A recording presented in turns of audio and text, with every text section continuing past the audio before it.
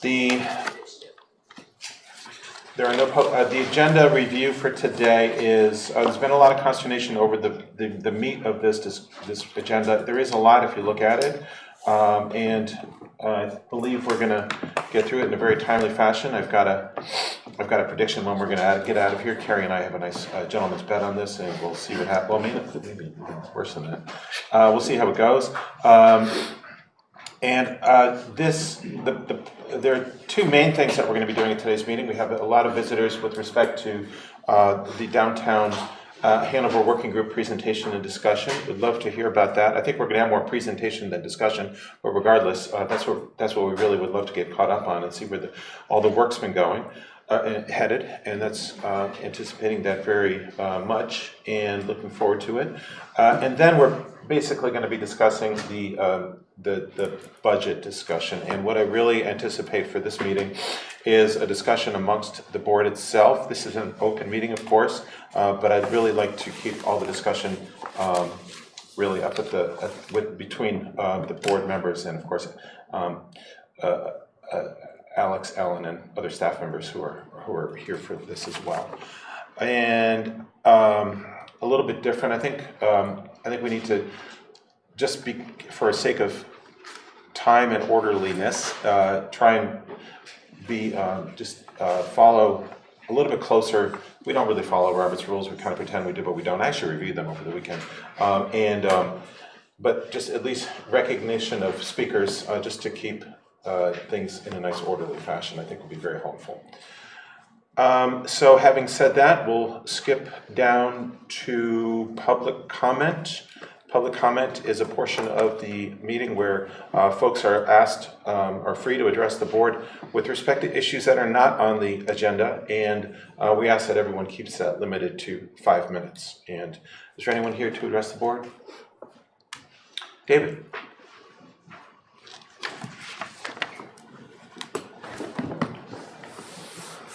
Hello, my name is David Vincelette. I live at 93 Lebanon Street in Hanover.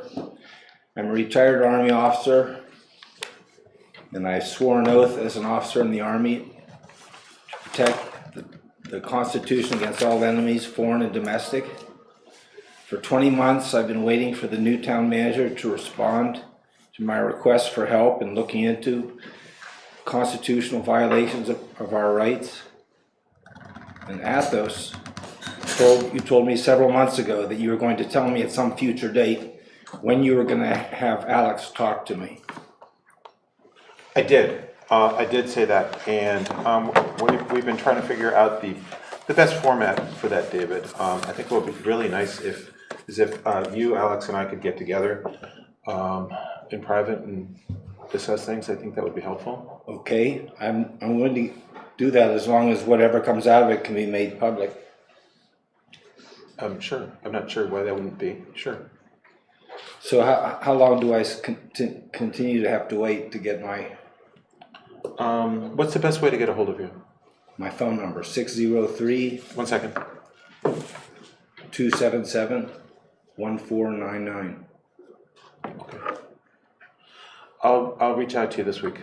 Thank you. 13 town officials helped violate federal and state law by holding people in a concentration camp for 25.5 months at Shantytown, my home. Hanover needs to face its past and resolve to do better in the future. To this end, the 4 department heads involved need to answer questions from the public. Peter Kobaki, Robert Hausman, Charlie Dennis, and Martin McMillan all were involved in violating our civil rights. None have been reprimanded. Hanover has yet to call in state or federal law enforcement to investigate Hanover's crimes, holding racial or religious minorities along with disabled veterans and homeless people in dangerous living conditions for 2 winters. I look forward to your call. Thank you, David. Is there anyone else who'd like to speak during public comment portion? Wonderful. That brings us down to the Downtown Hanover Working Group presentation and discussion. There's a lot of folks here and excited to hear this. I'm not sure how, and we did get information in our packet. Thank you very much. I'm not sure the format. So I'll throw some stuff up there, and Okay. then we're going to have a couple folks take part in the presentation. Great. Kind of try to run through that. I know we sent everything ahead of time too, so folks have sort of looked through some of that. So for the folks who are doing some presentations, if you want to come on up to the table here, where the microphone is, and maybe grab an extra chair or two, and then we'll do some introductions. Get a bigger table next time.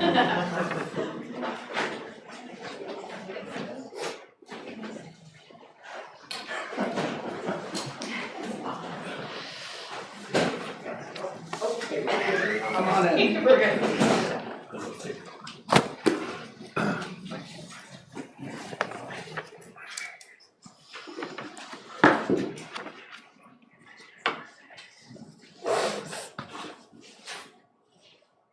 Do you folks want to introduce yourselves while we're waiting for the presentation? Sure. Hi, I'm Kieran Hampton, General Manager of South Kitchen.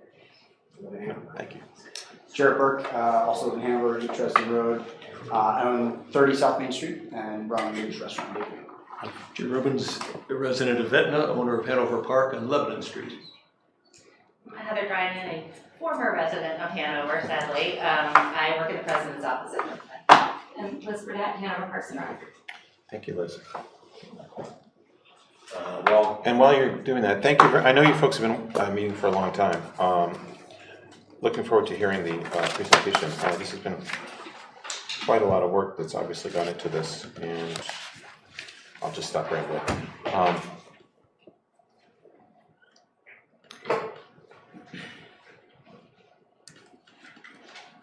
Tech challenges.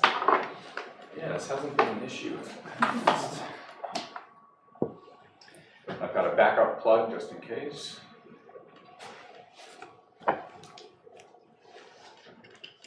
Turn off, turn on. Yeah. Well, if you want to hold on for 1 second, or maybe if folks have some good stories or jokes to tell. Keep things light.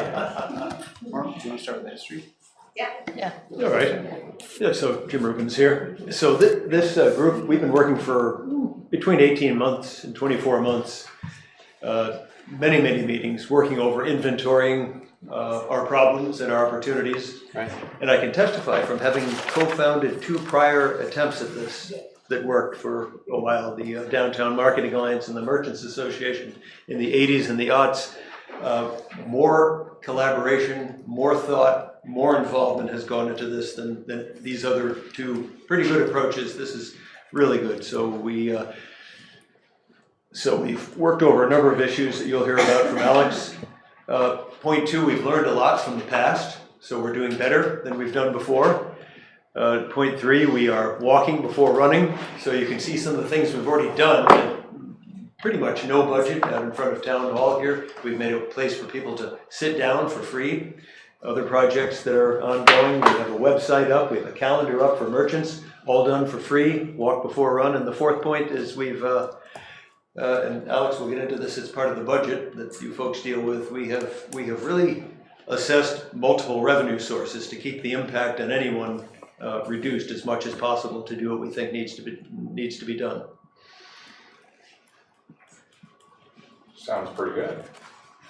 All right, I'm going to stop messing around too much here. So as it sounded like Jim was starting to talk about a little bit, part of what was really important about this was engaging a lot of stakeholders in the community. So there's been a couple different town offices that have been involved. So Parks and Rec has been involved, planning, zoning codes, of course. We brought parking division into some conversations this year, which has been really exciting because there's some kind of cool technology opportunities in the future.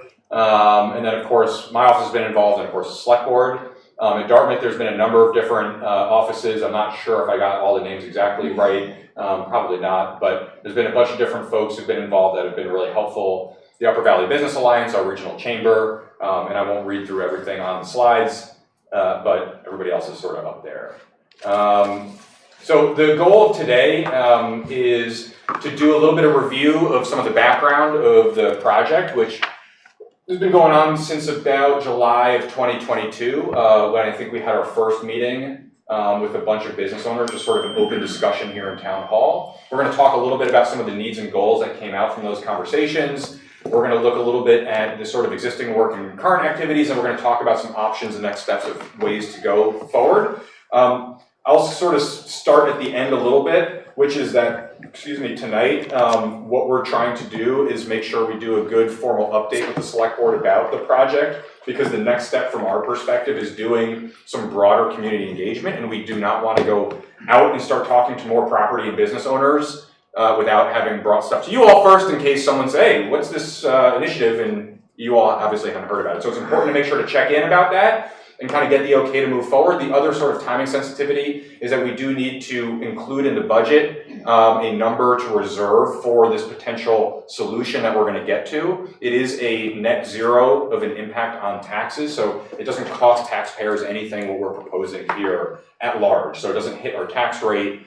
It's basically money in and money out, which we'll talk a little bit more about as we go. So basically, we just wanted to sort of update on the process, make sure we had the okay to proceed if we were going to include anything in the budget that would enable us to sort of pursue some of these next steps, and then kind of give us the go-ahead to spend a couple months doing some broader community outreach, where we'd come back to the select board and talk about some of the next steps there, which again, we'll kind of get to at the end, but just wanted to frame sort of what the discussion was tonight.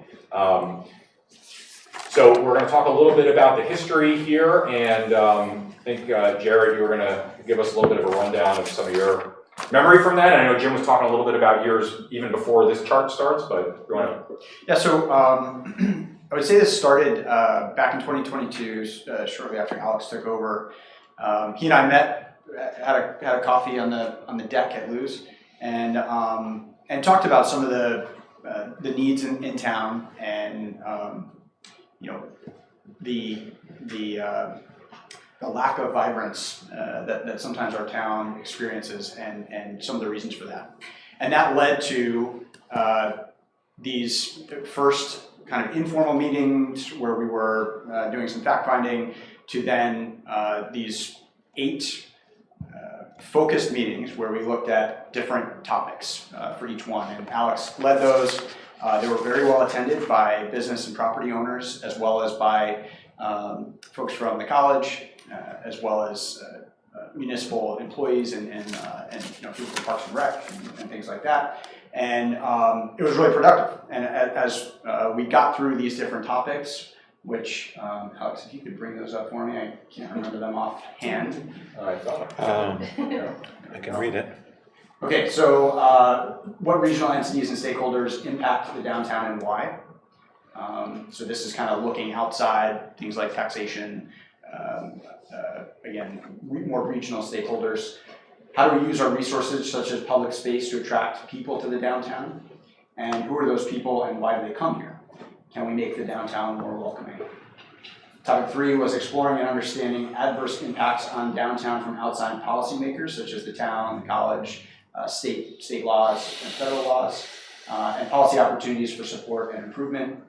And then the 4th topic was looking at how we sustain any effort that we come up with and keep it moving going forward. And so each of these topics, the first was again identifying root cause of these different issues, and then the second meeting was talking about solutions, and we tried to really stick to that. So after we did these 4 meetings, we kind of moved into this once a month, all of these stakeholders would meet, totally volunteer, and again, fairly well attended in my opinion. Usually you see these types of things and it falls off pretty hard. And each of these meetings we're getting a dozen, sometimes 2 dozen people showing up from all these different entities. And it's been really good, but it's been all volunteers. Right. So we built a website, we built a Google Calendar, we've done all these projects in terms of setting up the ledgered space and the space out front. And our fear is that these things are not going to continue moving. They're going to lose the momentum unless we have really a person driving them, because a bunch of people that have very busy jobs and busy lives, and this is not on our job description, it's gonna fade. So we need funding, and we need people that are actually going to help run this thing as we drive forward.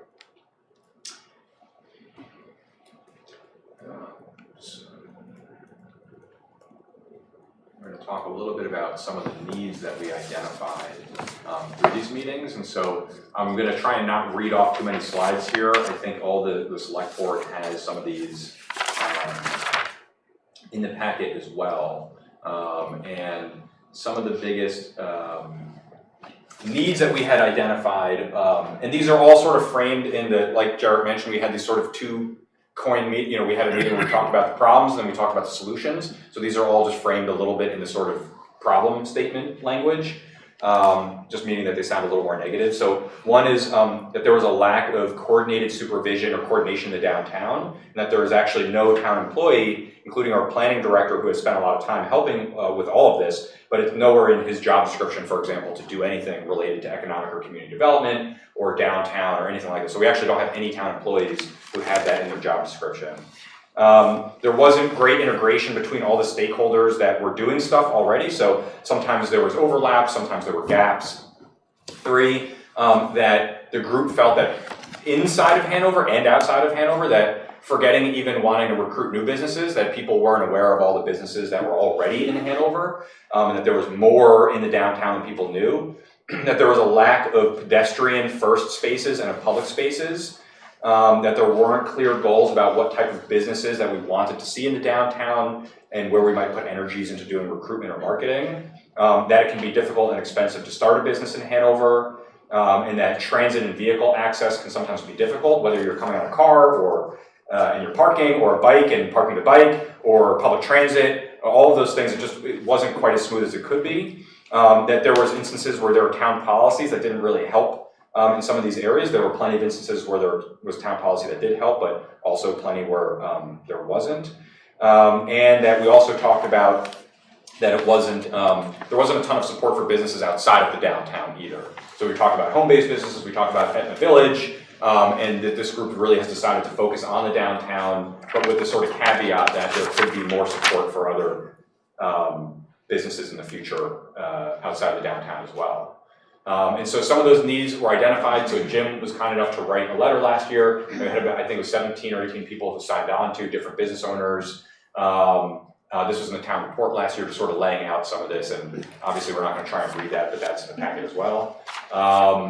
And then I think, Kieran, maybe you were going to talk about some of the projects, because a lot of your business has been involved in a lot of those, especially on Allen Street.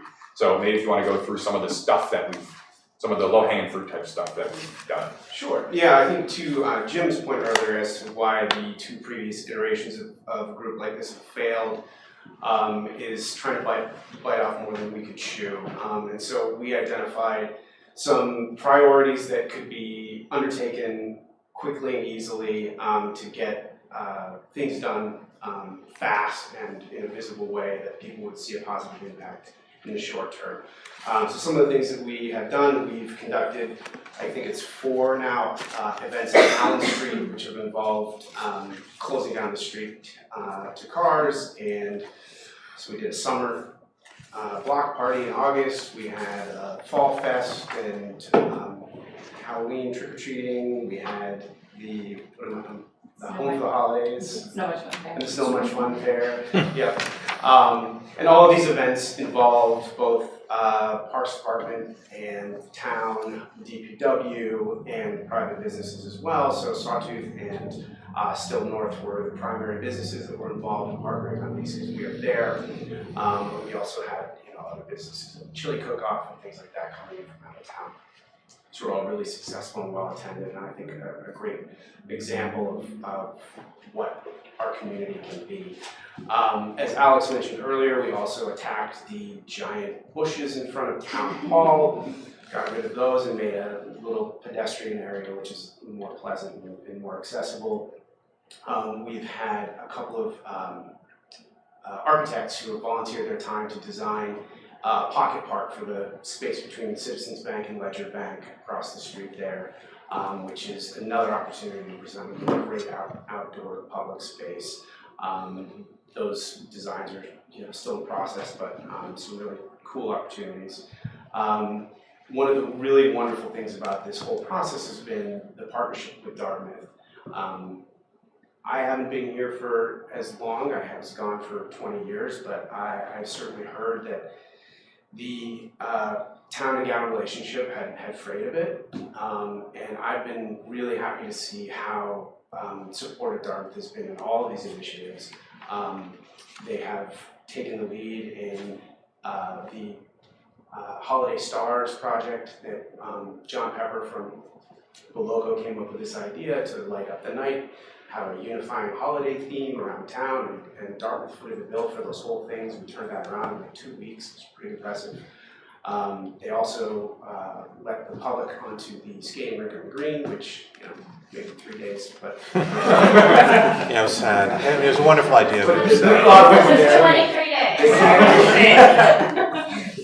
They can't control the climate, but it was great, and it's been really refreshing to see that collaboration. We also have had some great participation from Dartmouth students, both current and former. They were involved in the first design of the website that we are, still kind of developing, but it is up there currently. And one of the things What's the? yes, the This website is free television advertising. What is the website? explorehanovernh.com. Thank you. And so the hopes is that will be the clearinghouse for community activities and businesses looking to get support for a startup, and people who are Googling what to do in Hanover will go there first. And then a couple of other initiatives that are currently in process. Working with the college on free public high-speed Wi-Fi access downtown, which I think that there's some budget for that, which is really exciting. It's something that we should most definitely have by now. So it's been really nice to see some real progress being made, and I think that where we are now is moving into some bigger picture things, and the need for somebody to really spearhead those long-term projects and see them from beginning to end, which is why we're here. Yeah, appreciate it. And I'll echo too. I mean, I have less history than pretty much anybody in this room, just as far as all of these different efforts. But I've been really appreciative, Heather, of your time and Dartmouth's contributions to all these efforts. So also, I don't know if you want to speak to any of those projects. Yeah, just super quickly. So I've been at Recruitment for almost 20 years, and always dabbled more because I was more interested in the community outreach space, and I've been so gratified with our President Bylock and our new leadership, who really has made community priority and being sort of, as she says, of Hanover and New Hampshire, not just in it. So it's been amazing to have resources and time and sort of staff time dedicated to community outreach and partnerships with groups like Downtown Hanover and the UVBA. So, for example, we worked with the Hanover Improvement Society on the STARS project and also on ice skates for the rink so that anybody could come skate. We are planning on hiring 2 students for spring term to work on both the website and other sort of outreach activities, which I think they're really, I got so many applications I had to shut the thing off because they were so excited about it. So yeah, so I think there's a lot more we can do, and I'm thrilled to have leadership really behind supporting these efforts. So it's a really exciting time, and yeah, I think it's been interesting to work with Downtown Group, and it's been very gratifying because everyone seems really excited. So it's just a really exciting time, I think, in Hanover in relationship with Dartmouth. So I'm happy to be here tonight and support, and looking forward to working on this for a long time to come. Appreciate that. I think what's kind of cool about a lot of these efforts too is on an even kind of higher level than some of the tactical level projects that we've been working on, is also the alignment as far as Dartmouth putting a lot of focus on building higher density housing in the downtown, within walking distance to the downtown, and that's something that's been identified in our new master plan. And there's so much potential benefit and value to that, and all of these things just sort of work well in that regard. And then, I don't know, Liz, if you want to talk a little bit about some of Parks and Recs, a little hard to see up here, but some of Parks and Recs? Is it Attorneys General? Park and Recs? Doesn't sound right. I'm not sure. We'll come back. Well, yeah, we'll check the show, yeah.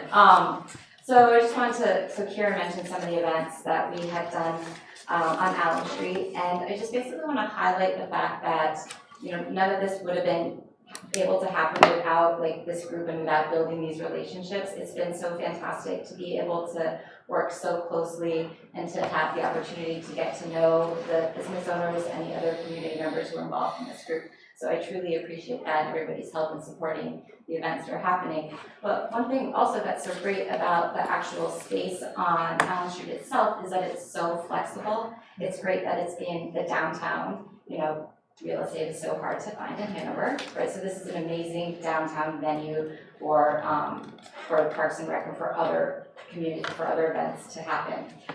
It's really flexible too. It can host fun, silly, kid, family-oriented stuff in the morning and then easily transform into like a more adult program in the evening, and that's allowing us to really tap into a market that we've traditionally been underserving, because quite frankly, we don't have a space where adults want to go and hang out, right? Nobody wants to hang out at the community center. It's just not that, you know, it's just not that cool.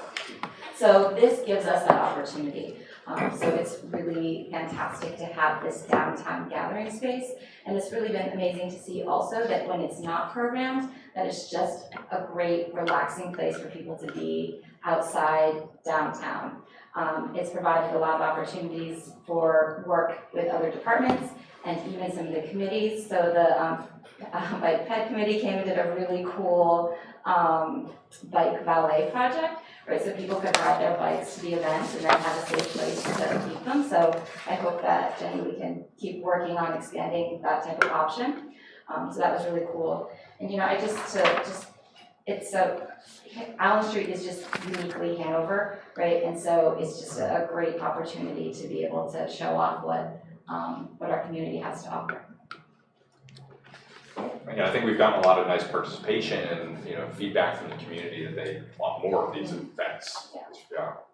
Because they'll tell you when something's gone wrong. And I haven't heard any of them, so. That's a good sign. Yes. And then I think, Jared, you were going to just talk a little bit about some of the long-term kind of governance stuff too. Right, so in our conversations in these groups, we've come up with a couple of long-term goals, guiding goals for what we want this thing to look like in the future. So I'll go through them one by one here. So the first is to support existing businesses to grow, prosper, and be more integrated into the community. One of the things that I noticed fairly early on is that integration with other businesses, with the college, with the town, sometimes isn't there. Hanover is not a really easy place to do business. You know, I have to sell 13,000 crawlers just to pay the taxes. I have to pay $50 to put a ladder up and fix the sign in front of my building. The Dartmouth schedule is tough, right? Students leave before Thanksgiving and they don't come back until the middle of January. And it makes it, especially for retail, a very, very difficult place to do business. So figuring out how to support existing businesses, I think, is really important. The second is to identify new businesses that meet certain key community needs and figure out ways to support them to get them to actually succeed in the town. If you stand here at 9 o'clock, you'll see droves of Dartmouth students going to CVS to buy Pop-Tarts and beer and stuff like that. We can do better, right? We have to figure out ways to get businesses in here and help them to succeed in order to meet the needs of the community. I'm on the master plan committee. I'm also on the planning board.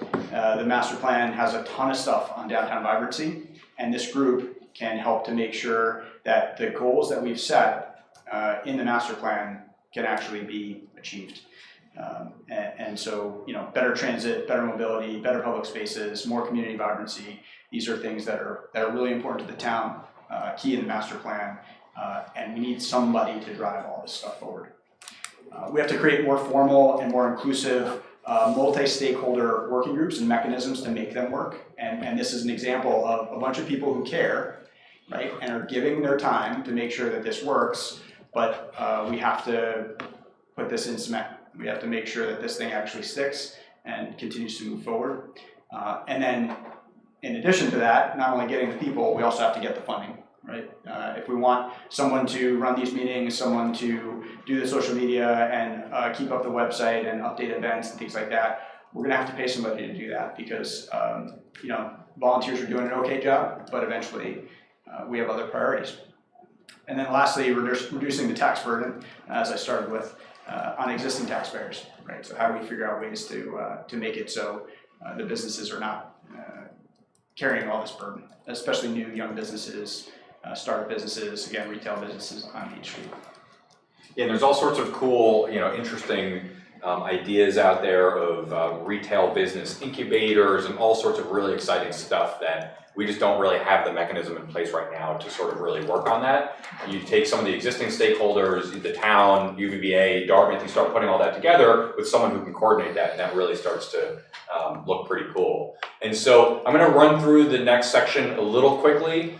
There's some, I want to make sure that we kind of cover some of the important stuff, but also leave some time for questions. And I know we've got a lot to move on to, and I'm sure we'll be back to talk more as well. And so I'm going to try and, again, keep not too much text up on the screen, but there was a couple goals that we had when we were thinking about implementing a long-term solution like what Jared was just talking about. There was a couple kind of goals that came out. One was that the group agreed that this can't be done by a volunteer board alone, and that was one of the reasons why things fizzled out in the past a little bit. It was kind of all the pressure was put on volunteers, and that we thought that the best sort of scenario was a volunteer board, volunteer committees with a paid full-time staff working together. That we wanted this group to be open to all business owners, property owners, stakeholders in the downtown.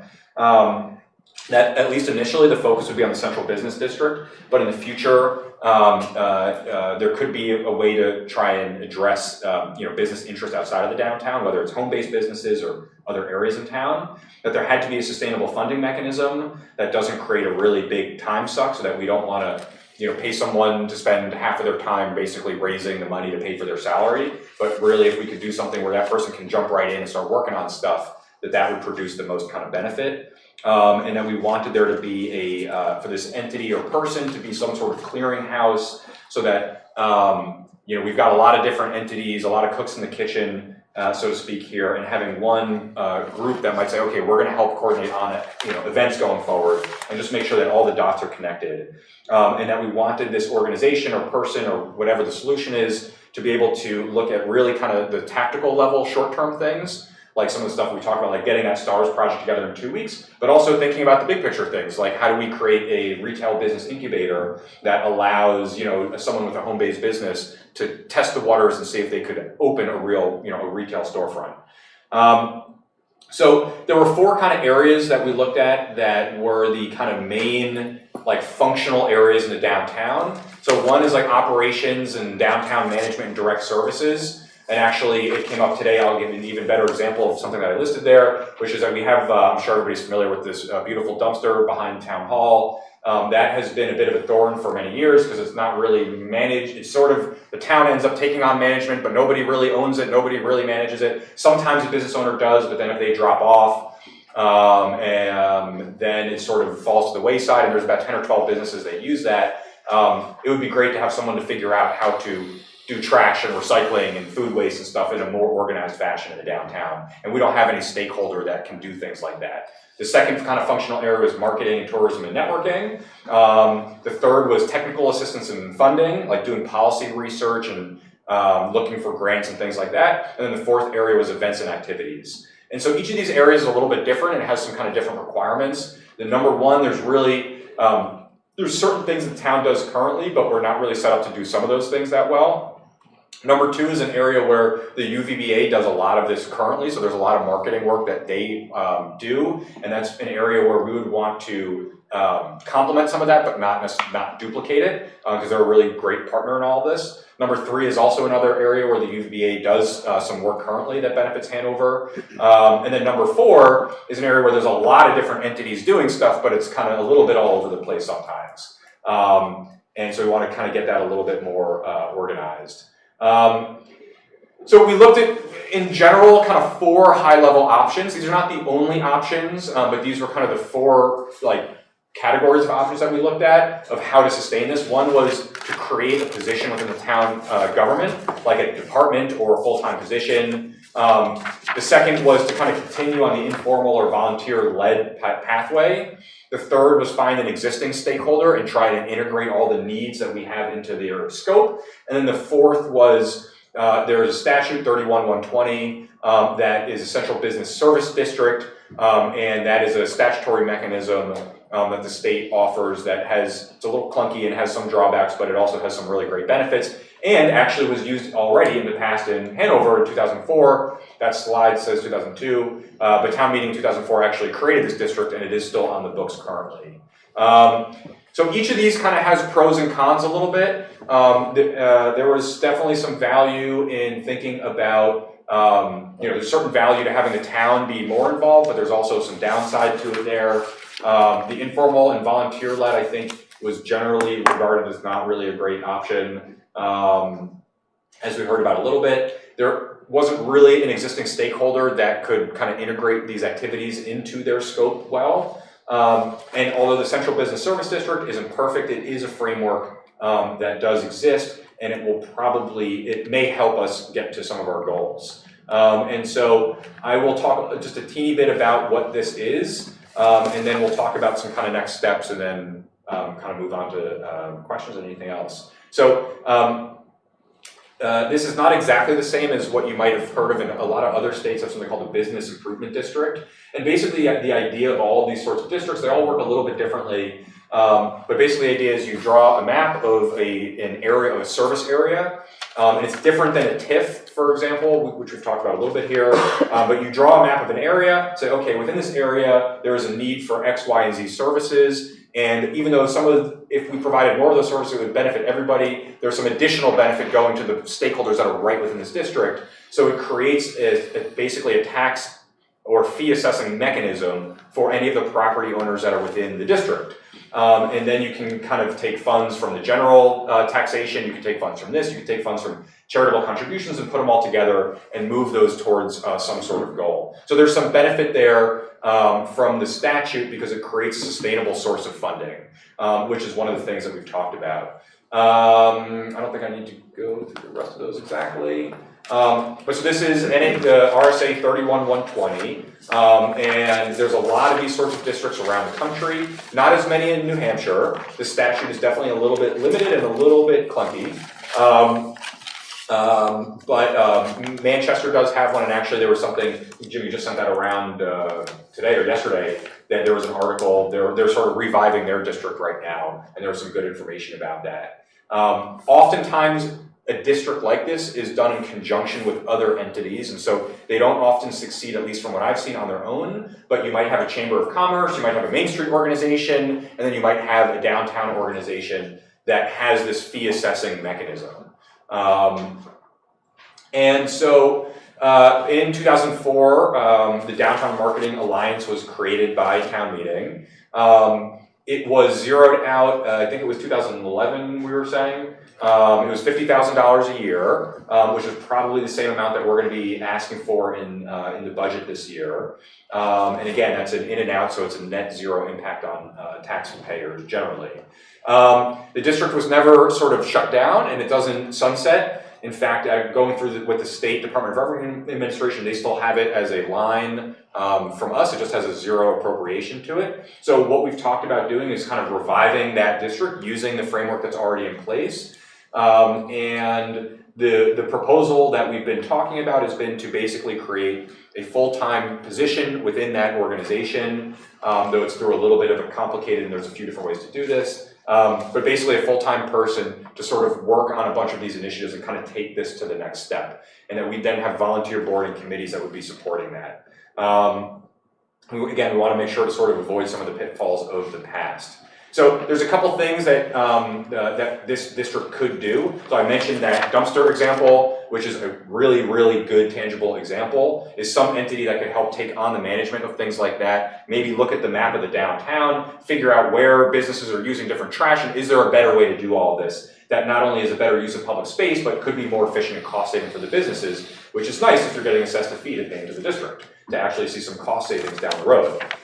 This could also really help get more outside funding. And so whether it's grants, one of the things that we would love to do, and we've talked about a lot here, is love to see some electric vehicle chargers in the downtown.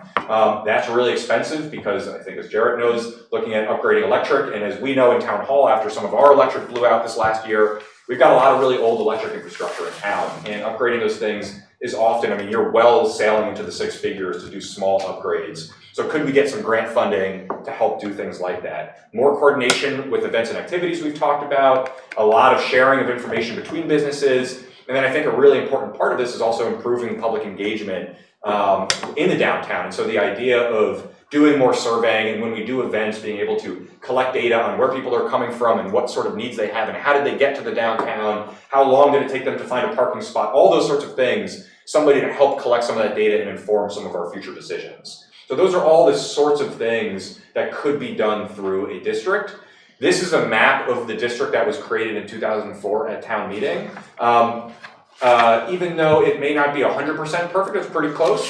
And this is probably the kind of thing that we would propose moving forward with today. So this is our kind of core downtown, Main Street running up through the middle here. And then also, where is it? Here we go. There is a little piece where the co-op and a couple other properties are in the district as well down here. And then it sort of leaves a bunch out, which are, most of these are really not commercial entities.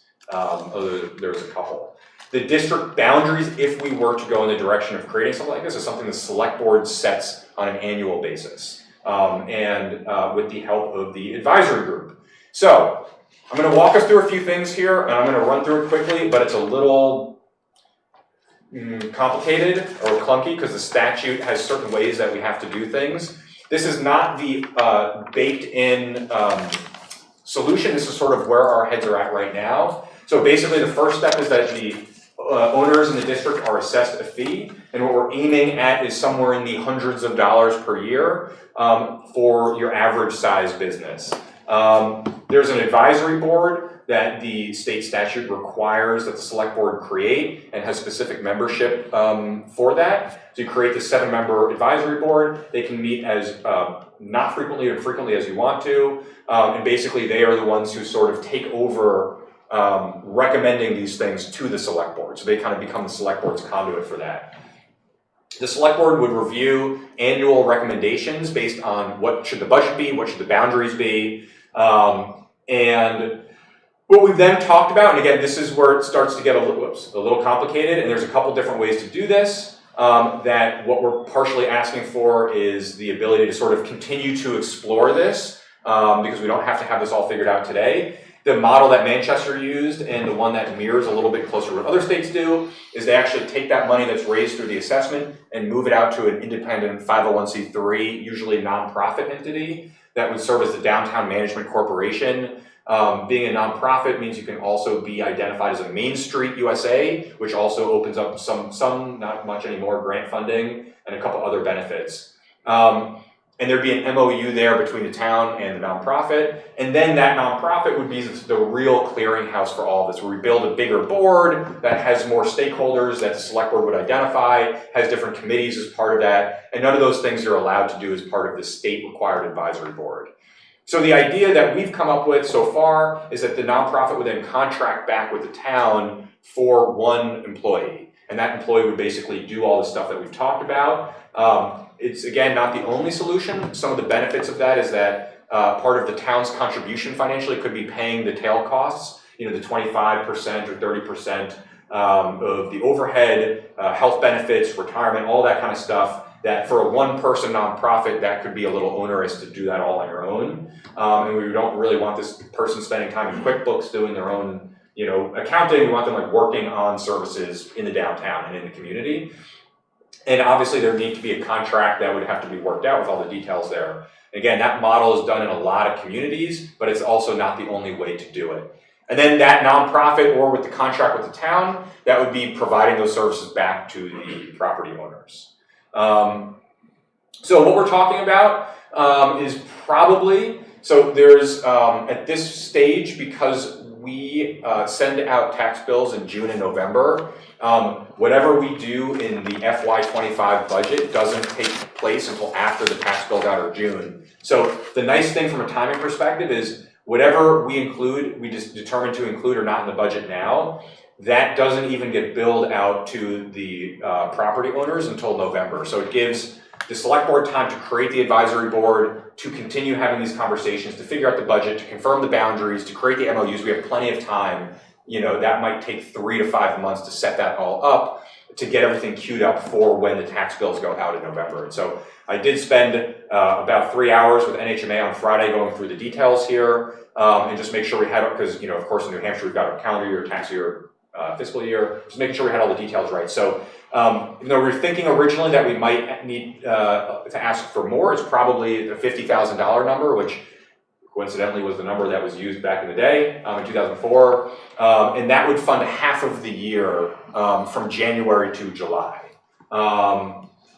And we have some other money in the town budget that I've put in that we have a few different potential projects this could go to, that money could go to. About $25,000 in the parking fund that also confirmed with the state and NHMA could be used for these sorts of activities. And money in the general fund. So it depends on where we land with a couple of these things, you know, where we might recommend to actually put that money. But it's $25,000 or $50,000 in. So from a budget perspective, that is anticipated revenue from the assessment, and then it's $50,000 out to spend. So it's a zero impact on the taxpayer. So it doesn't cost taxpayers anything necessarily in the long run to actually set up a program like this. And the goal would be to keep that budget low in the first year, because obviously people are going to get a new bill. That is never fun. It is not cheap to be in Hanover, as we've heard a little bit about already. So that's part of the reason why it's really important that we do a lot of outreach in the sort of next step and talk to people. But wanted to just make sure to remind folks that if we do include the $50,000 in, $50,000 out in the budget for 2 weeks from tonight, there's no tax impact to that, and it doesn't create an assessment. People don't get automatically billed. There's still a bunch of steps that have to happen, including the select board creating the advisory board and the advisory board reporting back. Like, those are all steps required by state law. So tonight is just sort of allowing us to move forward. So the next steps, if the select board is up for moving forward here, then we would go back and look at the sort of next step of community outreach. We'd go to property owners and business owners in downtown, start to talk a little bit more about basically what we covered tonight, what the options are, all this sort of stuff. And then what the feedback that comes back to this group is, you know, maybe there's some concerns, some questions, things like that, but people are generally feeling good about moving forward, then I think the group would come back to the select board in a couple months and basically say, you know, here's the feedback from that community outreach. We're now asking the select board to create that advisory board, appoint people to that, and move forward at, you know, finalizing the budget, finalizing the boundaries, looking at the MOUs, and going on from there. So the major decision point for that is really in September or in October, which is after the advisory boards would be created, or at the time it's created, and then they're based on their recommendations back to the select board. So that is everything that we have been working on. That's an incredible amount of work, and it's immensely appreciated. You know, there's so much. I think I forgot who said it. I apologize. The first words I heard was lack of vibrancy, or less vibrancy than is needed, or that we could hope for. We could aspire to. We can aspire to be so much more than I think we are as a downtown, and I'm totally in support of all of this. What do we, basically tonight we're discussing it, and we're proposing, the proposal is on the table to put the sum that you discussed in the budget as a net zero, and then it will be voted on at our next. Yeah, basically two takeaways, right? Yeah, two takeaways from tonight. One would be that we would put the $50,000 in and $50,000 out in the budget. That would go back to you all in 2 weeks. And the other is that we would go back to the larger working group, which is usually maybe about 10 to 20 business owners and property owners in the downtown. And we would go back and say, okay, we've got some thumbs up to keep talking about this, and then we would start to design an outreach plan to go out to the rest of the property and business owners. Which will also add, just as a side benefit, is if we end up wanting to do a large Main Street reconstruction next year, doing a little bit of legwork about getting contact information and building some relationships with property and business owners who may not have had, you know, touch point with the town in a while, probably is to our benefit in the long run too. So those are the two sort of things from that we're looking for our next step. I'm all for all of this. Board?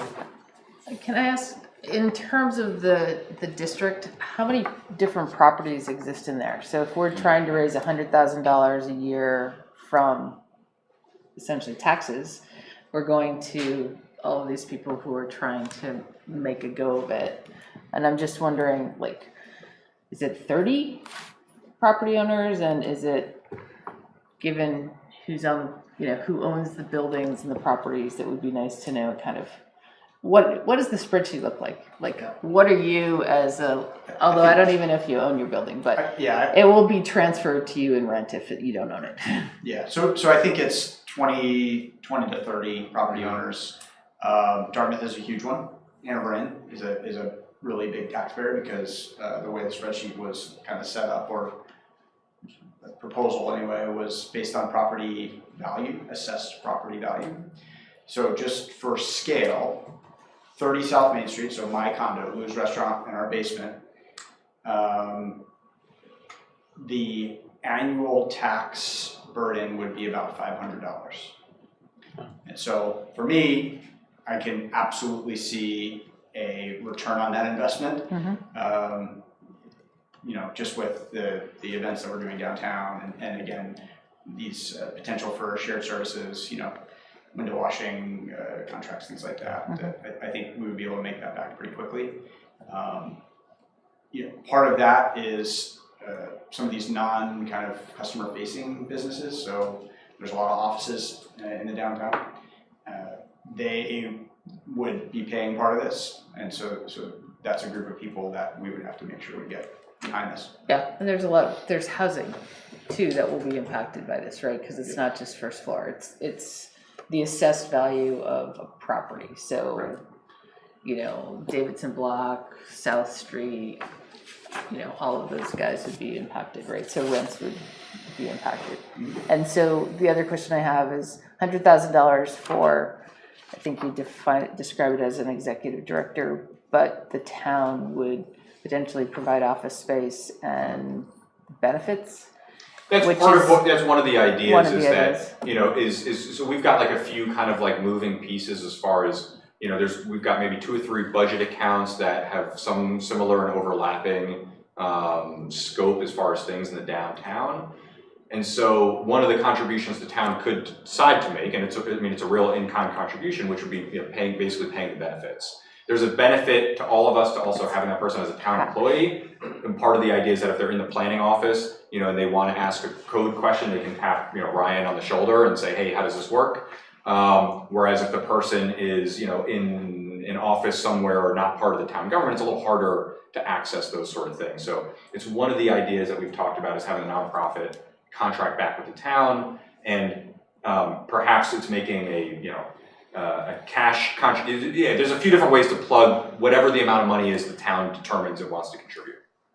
And then kind of my final question is, I think we approved, or it's in the budget for Parks and Rec as an events coordinator. So would this work in concert with Parks and Rec? So that's in addition to the Parks and Rec position, is that right? Okay. Yeah, and do you want to talk a little more about the history? Because that position is helped in the downtown, but also does tons of other stuff too. Yeah, so this is a relatively new position. And this person, so it's also our events and media coordinator, right? So they do a lot of that as well. So I think that there would be a lot of coordination between these two people. And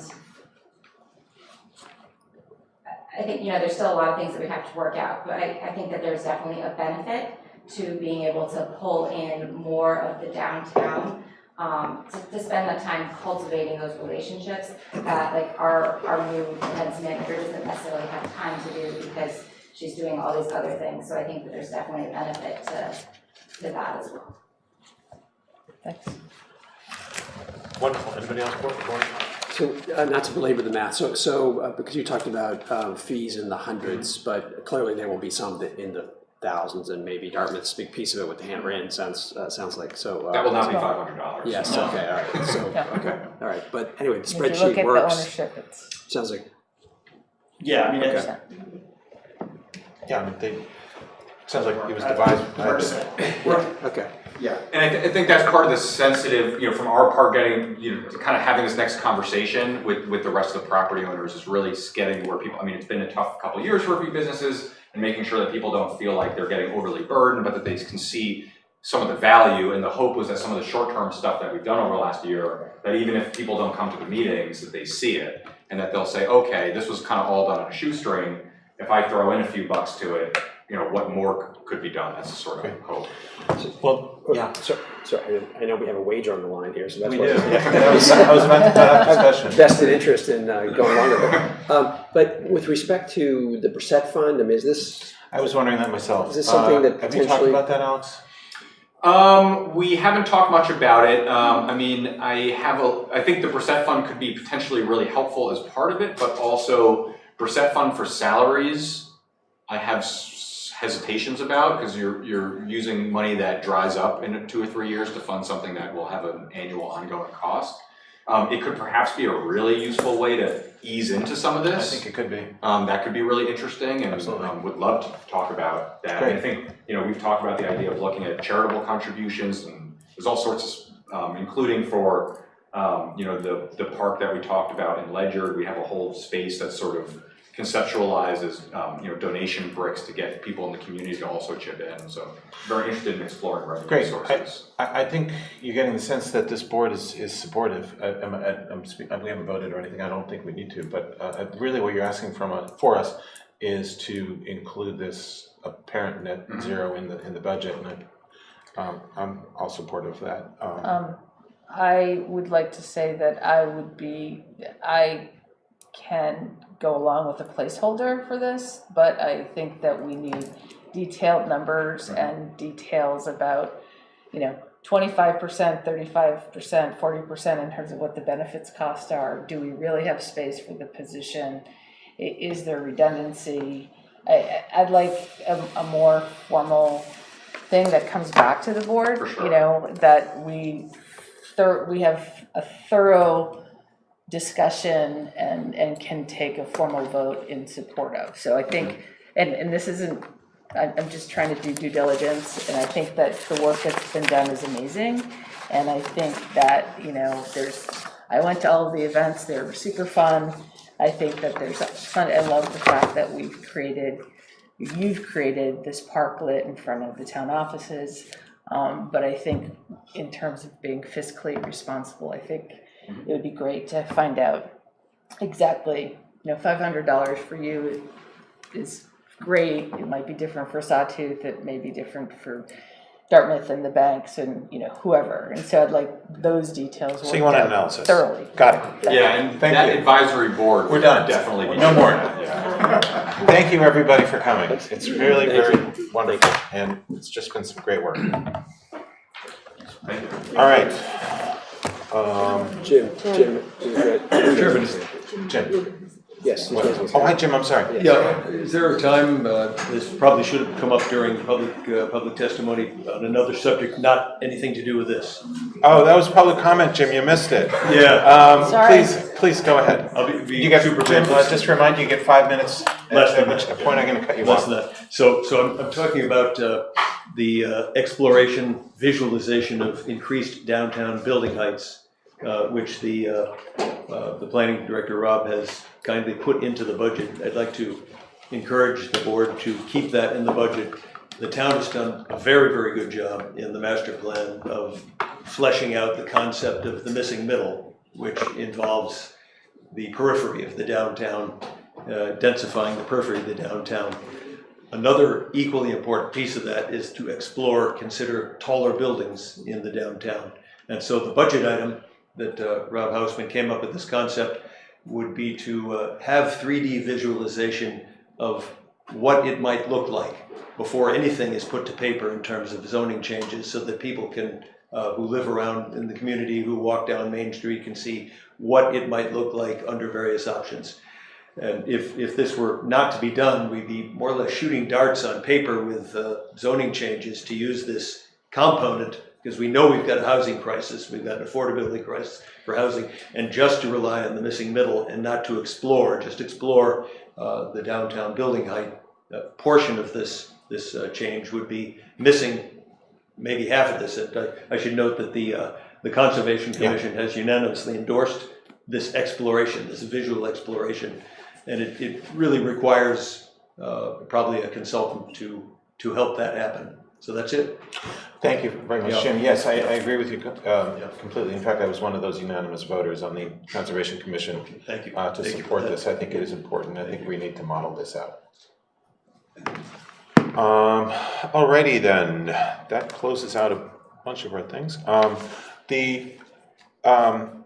The next three items we can, I think, handle in about 1 minute each. And I'm quite serious about that. The TIF update and discussion, basically, as I understand things, we are not planning on bringing that through this year. Today is today the deadline, Alex? For us to prepare a warrant article to discuss at one meeting and then to vote on the 15th, today would have been the last day for me and Rob to get the direction for you all to do that. So that's why we're coming back today. Okay, so the plan is to forego that for the current year. There may be some funding lost, revenues lost, should we move forward with it in the future. But it is something which we are contemplating bringing it to town meeting next year. The reason we did not bring it, we had contemplated bringing it in 2 sections this year, basically to create the district, but not enact it, and that is not proving to be feasible under state regulations. So that's the update on the TIF. The Nihonmatsu sister city discussion, I'm assuming, I'm going to make some assumptions which we don't always make, in that everybody has read I know everybody's read their packets carefully because I got many complaints over the weekend about how thorough they I was were. actually looking for the information on that TIF district. I read the RSA, but I didn't see that it prevented the 2 districts. Can you speak to that, so, Alex? Yeah. Not exactly. I mean, we had a couple meetings, Rob and Laura and a couple other folks got together, and the way that we were thinking about doing it sounds like we're not allowed to do it that way. I could get some more information, and I can ask Rob to provide a little bit more information for the next meeting, if that would be helpful. I mean, then it doesn't really matter, does it? I mean, again, our attorney is saying we can't do it, so. Yeah, so she didn't write up anything on that, because typically she writes like a little. The only thing that we have written up is what I sent to you all, and that I ran by both of them. But I can get some more information if you're. Yeah, I was just trying to follow the thread because it was presented very much like not only that it could be done that way, but that was the way to do it. That you have to establish the district 1 year, vote on it, and if you don't, you actually have to make sure your warrant articles are in a very specific order. Make sure you vote on them in the right order. Okay. I'll get some more information. Thank you. The Nihonmatsu is our sister city in Japan. I'm assuming everybody read our packet, and their officials and other folks are going to be visiting this summer. We are looking for help in getting family hosts for some of the kids that will be attending, and that is something that we need to figure out in the relatively near term. The Parklet ordinance discussion is, we don't even need to discuss it because if you look down at our 7C, we're going to be, there's a recommendation to set up each town public, I missed the wrong one, 7B, I apologize, to amend the Parklet. And this was put on the agenda to allow some discussion for it, but it looks like something that we just need to move forward with regardless. I would say if we are going to move forward, it'd be really helpful to have a comparison.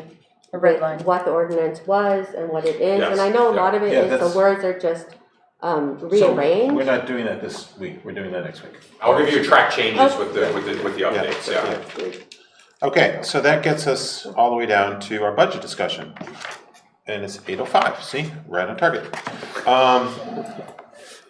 I really appreciated that downtown Hanover discussion. I've been wanting to know where they've been standing for a long time. And it was just Very articulate. Yeah.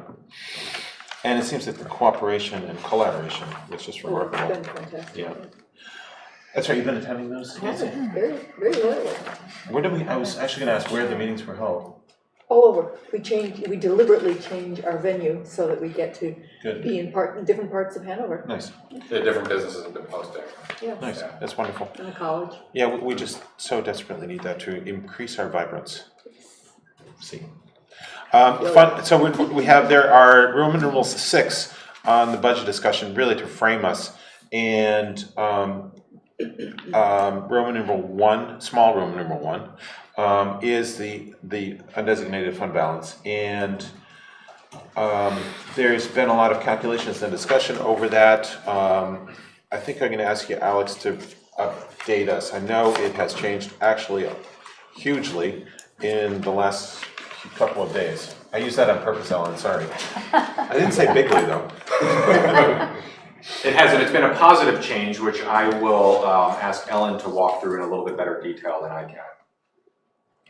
So, you know, I think that when we met last, you know, I did take a comment from our finance committee and from that maybe the calculation that we had presented did not conform to the process that's been used in the past. So what I did was I went back to the beginning. I pulled up the undesignated fund balance policy that was included in your packet, and then I, you know, did my best to map my process to what has been done in the past. And I think that the two biggest changes that you would see are, one, we have now taken out the overlay and veterans credits out of the calculation. Those are items that have never been in the calculation in the past, and they really are part of the calculus in that they are an offset to revenue in the actual budget. Then the other piece was really trying to understand the denominator of the whole calculation, and the fact that at least as I understand the policy, that denominator is based on the most recently completed fiscal year, and that denominator stays static. I continue to learn in my role, and am open to understanding that those interpretations may not be correct, but as I really dug in and read, that's what I understood. I think the other big difference and change in this calculation is we do know that we've had, you know, we're ongoing with completing audits. We did complete the fiscal year 22 audit with an adjustment to our undesignated fund balance. And I do anticipate that when we close and complete our fiscal year 23 audit, that we will have another favorable adjustment. And when I originally put the numbers together, I did include that adjustment. And in this pass, what I've done is I've stepped back and I've said, okay, I'm gonna base these numbers off of the current unaudited general fund trial balance from the auditors. And I do think that that's a very conservative approach. But that's why, if you compare the two documents, you'll see a change or a decrease in the top number. And then I think the other change that we made was in looking at the regeneration that we were considering in fiscal year 25, we did have a miscellaneous revenue line that included a reference to short-term interest. And although I feel comfortable with the amount that we have in revenue for short-term interest, I don't feel comfortable adding an additional 50,000. So the new calculation of the undesignated fund balance removes that. So when we put all those numbers together, the resulting projected fiscal year 25 undesignated fund balance was just over 15%. The guidelines are to keep that between 10 and 15%. I know another topic that we'll touch on tonight is when we look at the capital is the potential of being able to remove the use of the undesignated fund balance for the police radios of $77,000, and because of a calculation error on my part, we do have that capacity in the police capital reserve fund, and making the recommendation that we not use the fund balance for that, but draw it from the reserve fund. If we make that change and everything else stays the same, then that undesignated fund balance projection would go to 15.42. So Right. about a 0.5% increase. Thank you. And is it still true that the decrease in usage of the undesignated fund balance is decreasing by 10% over last year? That's still our goal, correct? Although this would be greater than that, Right. especially with the removal Right, of the 77. right. Yeah, this would be a decrease of, You don't have to do the exact number, but thank you. Okay. And we, go ahead, Kerry. Yes, okay. Yeah,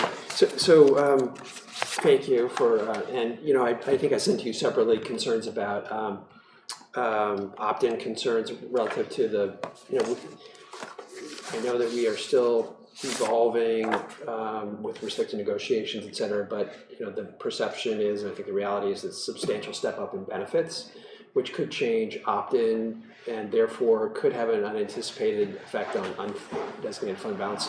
So I'm just expressing a general concern that if we have more undesignated fund balance, it could be a buffer against what could be unexpected or greater than anticipated opt-in, and that's a better place to be.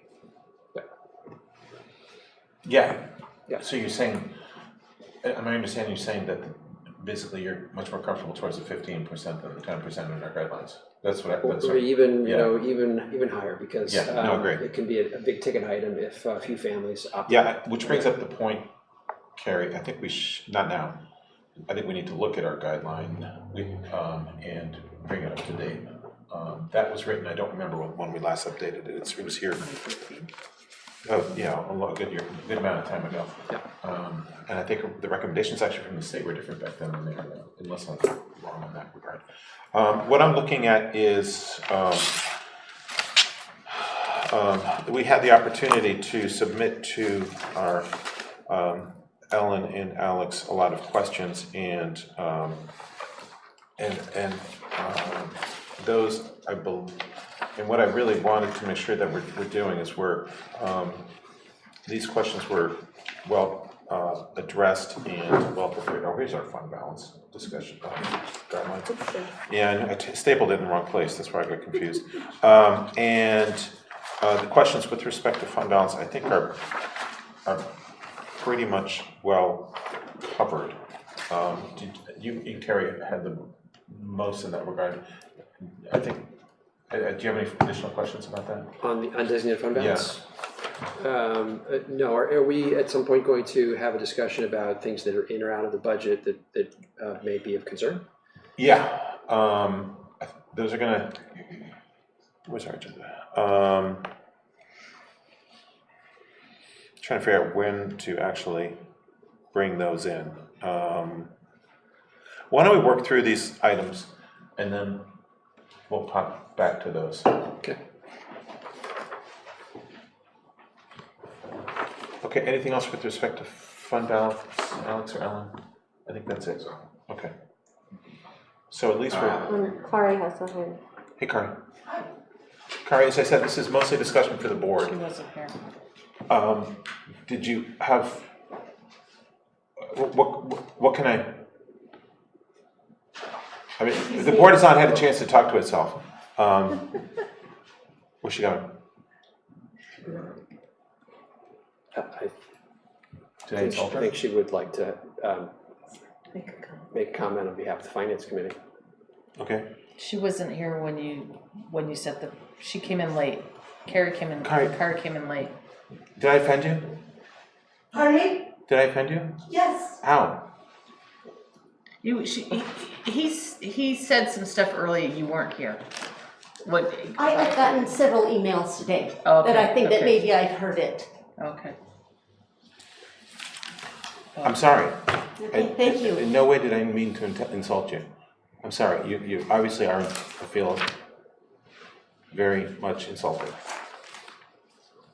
I appreciate the apology. My name's Kari Asmus. I'm the chair of the Parklets Committee. And I've been following undesignated fund balance for, probably 20 years. And I did write an email on January 2nd asking our staff if they would like any information on this, because I had spent part of my New Year's Day going over it, because I could see that what was announced in December was in error. I never heard back after January 2nd if anybody would like help. So I'm sorry if this seems at the last minute, but it's not for a lack of trying on my part. And when you say, is there anything? I mean, obviously, if I'm raising my hand, that does mean that I felt that there was something that I would like to add. I have to say, I've now lost my copy of it. Here it is. I did want to ask, and you did ask me in particular, that any questions be targeted and that they be addressed to you. So I will ask you if you happen to know what exactly the items are. There are 1, 2, 3, 4, 5, 6, 7 of them that constitute the 3.2 million at the top of the sheet. Do you happen to know what that is? Ellen, can you help?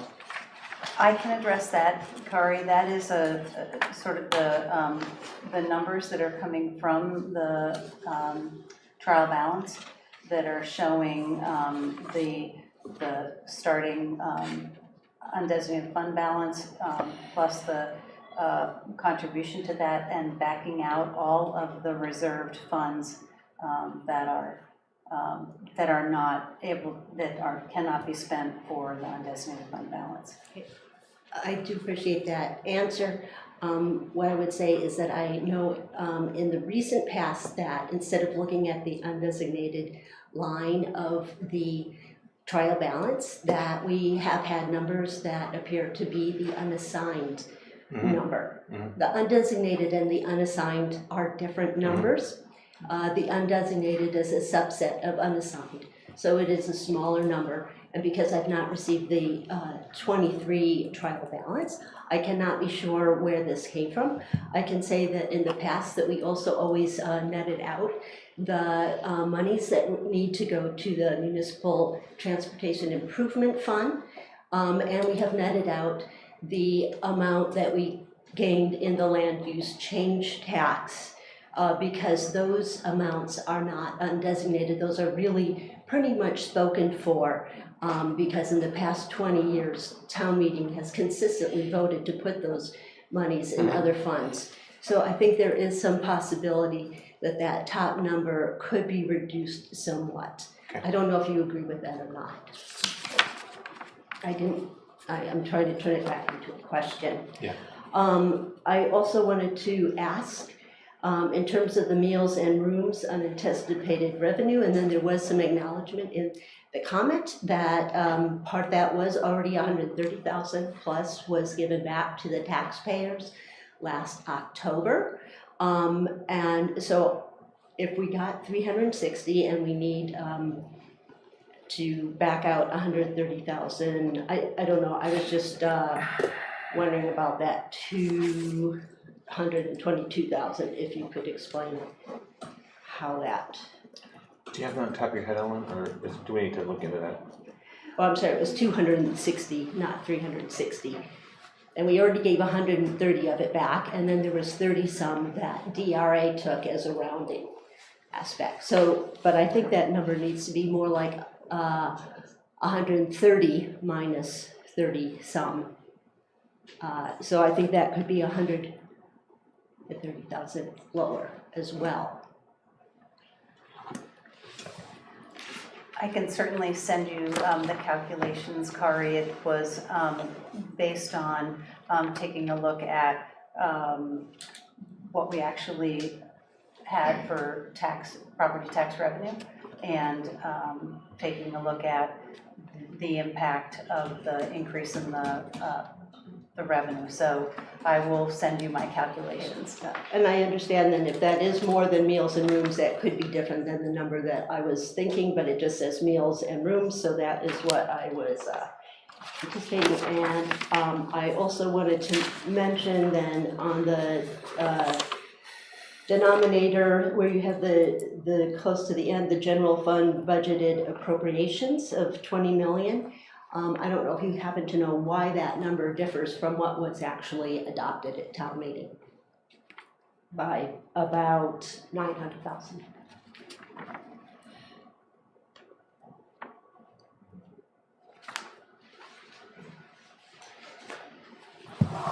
I don't need an answer, but but those would be, you know, reasons why I still have questions about the percent as it's presented. Carrie, let me step back a little bit. And I apologize again.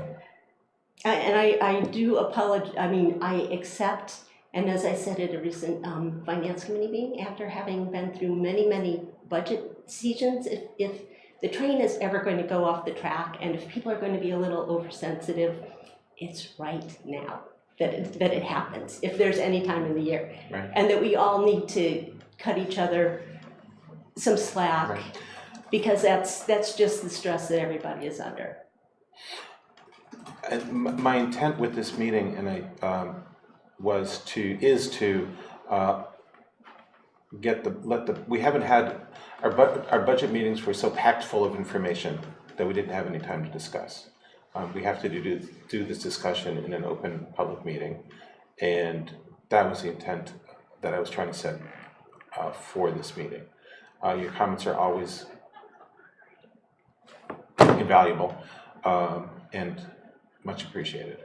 And I just have the concern that if they're not said tonight, the next 2 weeks are going to go by very rapidly. Mm-hmm.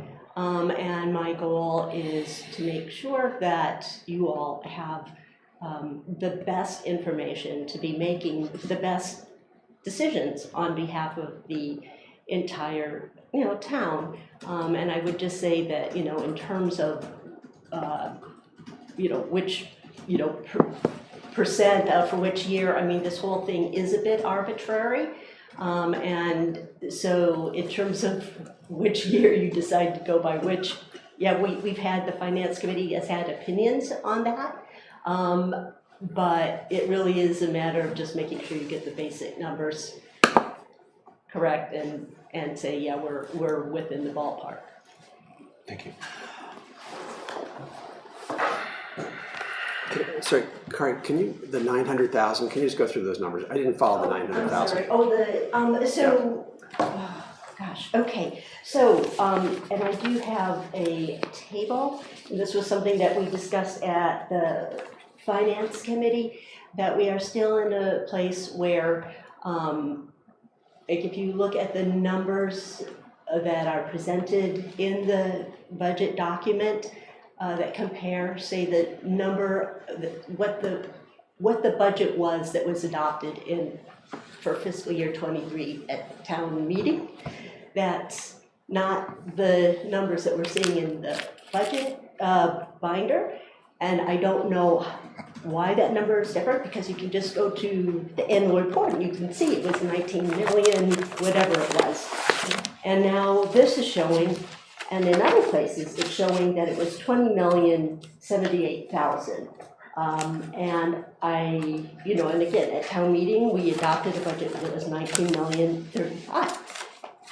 So I don't know, and I think part of that still has to do with the fact that we're working with historical data, but that's a pretty easy one to find. So that's a big concern, because it is, I mean, if it were 100,000, so what? But if it's a big number, and actually, because then you're talking about a smaller denominator, you're talking about a bigger percent. So again, it could help your bottom line at some of these other concerns. It goes in both ways, so maybe it'll still come out right at 15, but again, so that future years, when they're looking back at saying, how did we do this, that they're not looking at things that they can't cooperate with the record. Thank you. Okay, so we're coming back to that. The next update was under the subject of capital projects. And this one's sort of I'm not sure what to do with, frankly. This basically has to do with the $435 with respect to the Howe Library envelope, which is not in the budget. What's that? I thought that was being punted to next year. Yeah, that's exactly right. I was gonna say, I'm glad that Alex brought up the South Main project. And it sounds like the business community may be able to help move that forward. And as you mentioned, Athos, our budget hearings were packed. So we did not get to discuss this. It had not been able to be considered by the CIPC. It was tabled due to lack of detailed information at that time. I know it's a really big item, so it seems very late now to bring it up. Yeah. So it seems like a structural and timing consideration, right? That I just wanted to mention because it's such an important part of our town. I just didn't want it to be passed over. And I know we haven't had a chance to discuss it here. We have not. Kind of very similarly to the CIPC. We also tabled that discussion there. And, for something that has, we cared enough about, the select board cared enough about to hire a consultant to present plans back in, 2020. I'm really glad to hear it being talked about, and I think it's really important we keep our eye on the ball and engage the public and keep moving this forward. So that's all I wanted to say about that. Okay. Right. We really didn't have time to talk, and I'm glad that we have this time right now. The Howe Library, though, cannot be put up forever, and it is something that we need to figure out in the reasonable short term. One thing we need to figure out, Nancy, is potentially even evaluate the MOU between the corporation and the town, and what constitutes whose responsibility. Yeah, it's I've seen that multiple times myself, but unfortunately, not every document can completely predict the future. No. And I believe, if I read correctly, Ellen and Alex, you spent some time talking to Ruby and Barbara. And anyway, so it sounds like this discussion is well underway. Yeah. For next year's budget. Yeah, I think our the sort of one question that doesn't totally have an answer yet is just, is there going to be long-term permanent damage to the building if the envelope isn't done now? And I think we have some concerns, but that hasn't been answered 100% one way or the other yet. So that's part of what we're still looking at, but we did have a pretty good meeting. We identified a bunch of areas in the MOU where we could improve the language, sort of set a cadence for a meeting going forward, so that we would meet on an annual basis, and that we would want both boards and both kind of executives there. So we'd have one or two from each of the select board and Howe Corp board, and then the staff side as well, and to set that meeting on an annual basis before the budgets need to be done, so that if something comes up, we flag something early enough. So we felt pretty good about working out some details there. Again, it doesn't address the building envelope issue in the short term, and I think honestly part of it is hoping that even if there's some really small repairs that have to be done this year on a really small basis, that the town and Howe can basically figure that out in the next fiscal year. And that next year, this has been now identified for 4 or 5 years, and I think the way Pete says it is something along the lines of, we have up to 5 years before it starts getting bad. So I think next year is going to be already in use. 3 or 4. Yeah, exactly. I was wondering how this related to the wood rot repairs from 2019 that were done. Is it a continuation of the same problems? That's my I don't know exactly, but that was. I think my we're getting off topic. I understanding. think we know we have $435,000 to spend. No, the other way At around. least. We know we have to spend $435,000. It would be nice to be Right. the first way. How we got there is important, but not for discussion right now. Quick question, are we the select board going to have a new MOU to look at within the couple of weeks or a month or two? Probably not a couple of weeks. I think it's going to take a little longer than that.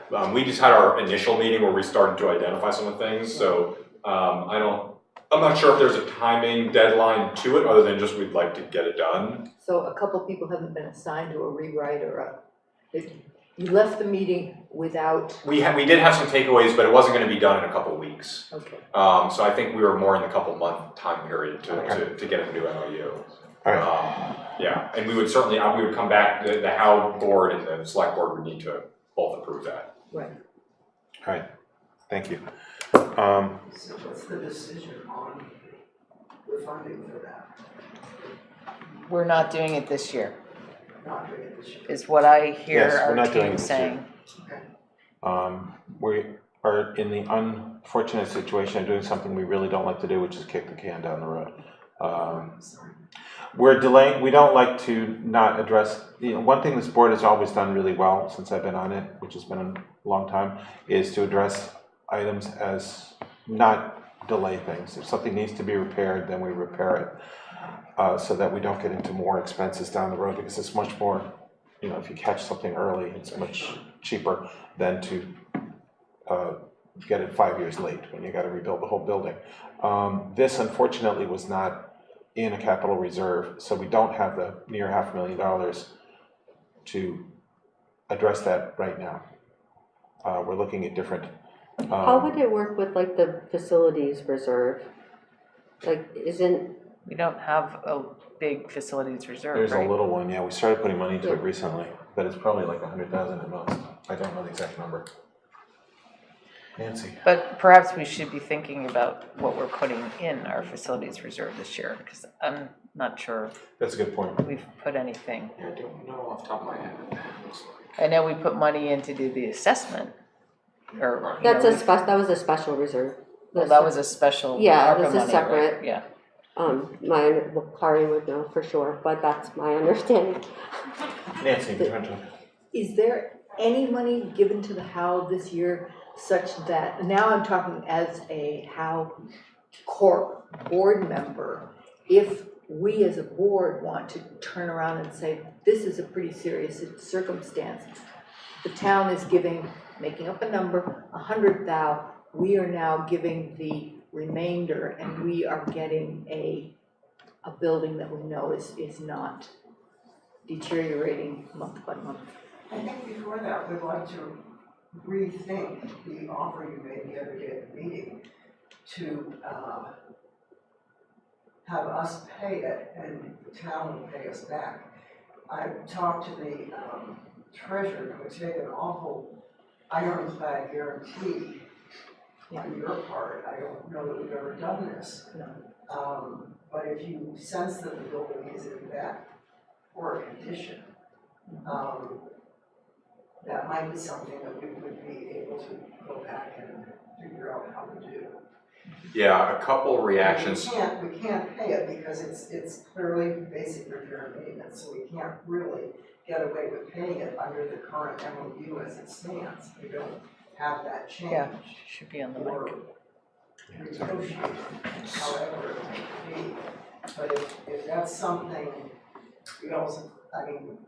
is that something we could proceed with? So there's a couple reactions. So one is, I think on that, which was definitely an interesting idea thrown out by me, but also without having done any thought or research or anything. And one of the things that Ellen raised right at the moment, that we have very strict regulations about doing things that are considered taking on debt, that require that bond ordinance as a town meeting or a whole other level of sort of meeting a threshold of due diligence and public hearings and whatnot. So for us to do something like that, probably, haven't done the research yet, but probably that would be debt for the town, which means that we would have to go to town meeting for that anyway.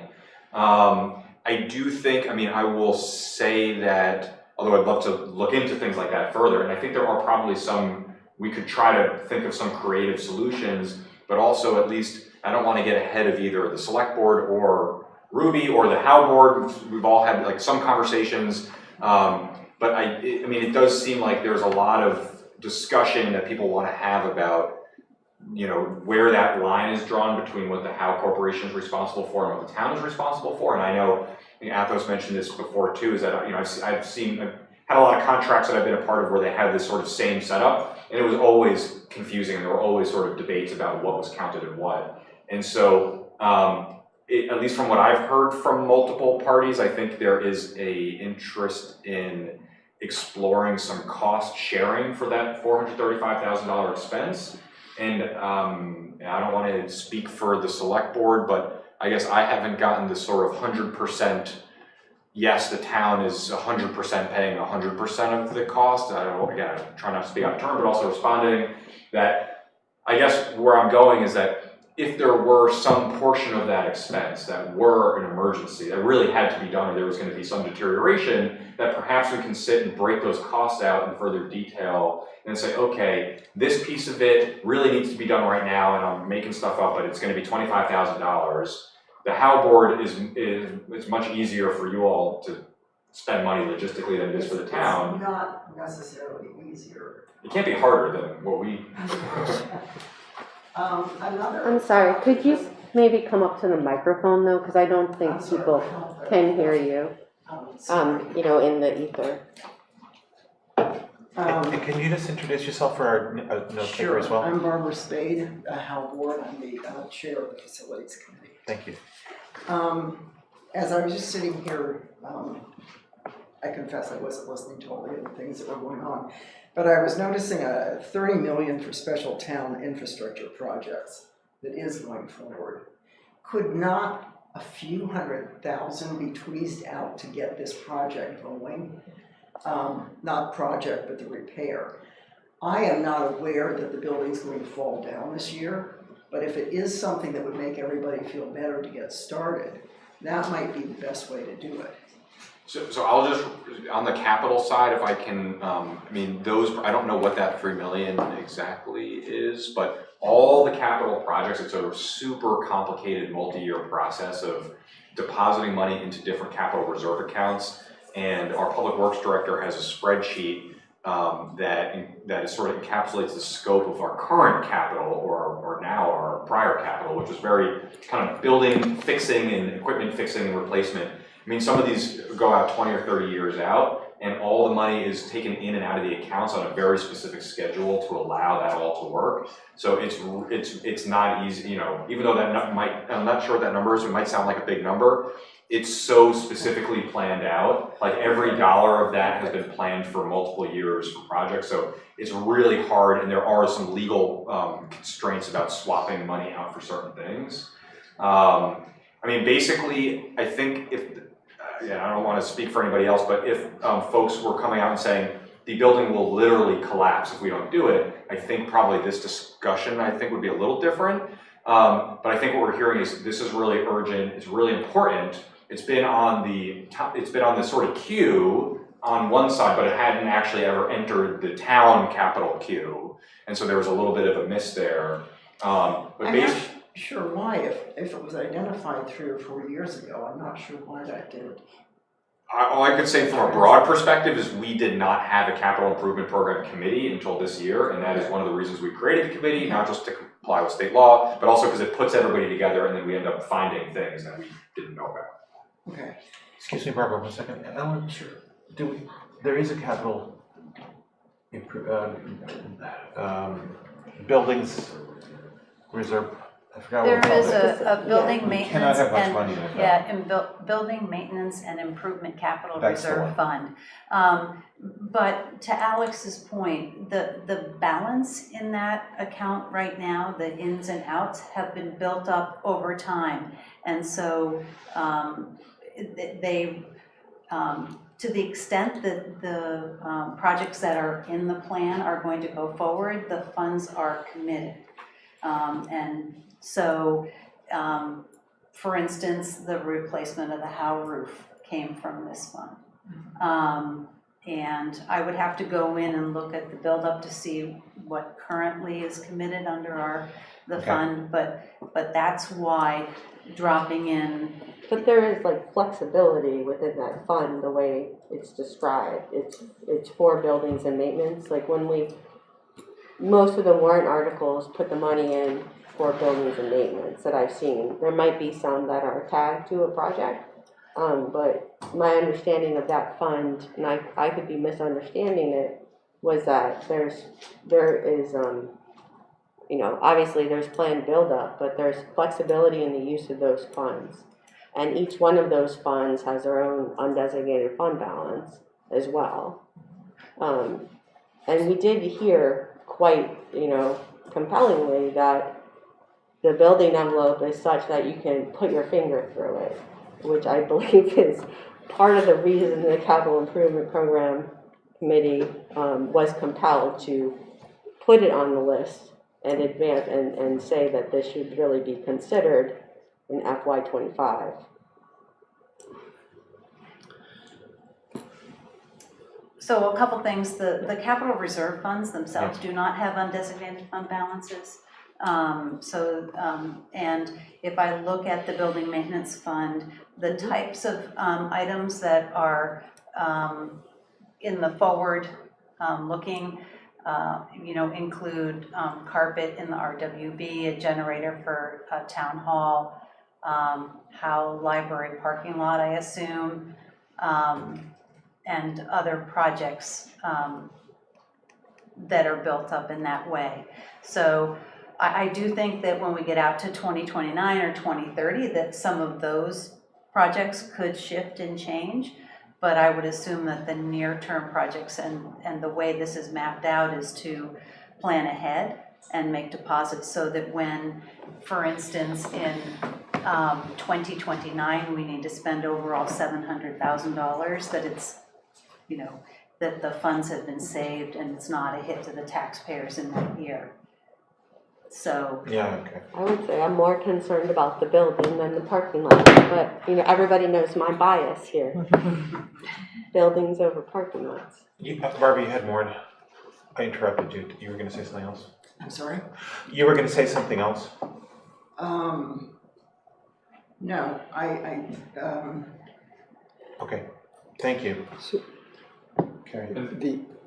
So there is this mechanism, and I think, Alan, you've been copied in on some of the emails, and I think Kari and John Dolan both have sent emails in this regard, this mechanism of Section 32.7A appropriations, which is it's non-current year, but a 5-year authorization for an appropriation to be, and you can build in some language around it. So that's a mechanism for us to commit together with the Howe Corporation under, Can you explain that a little better or differently? Well, I don't know if I can explain it better, but differently.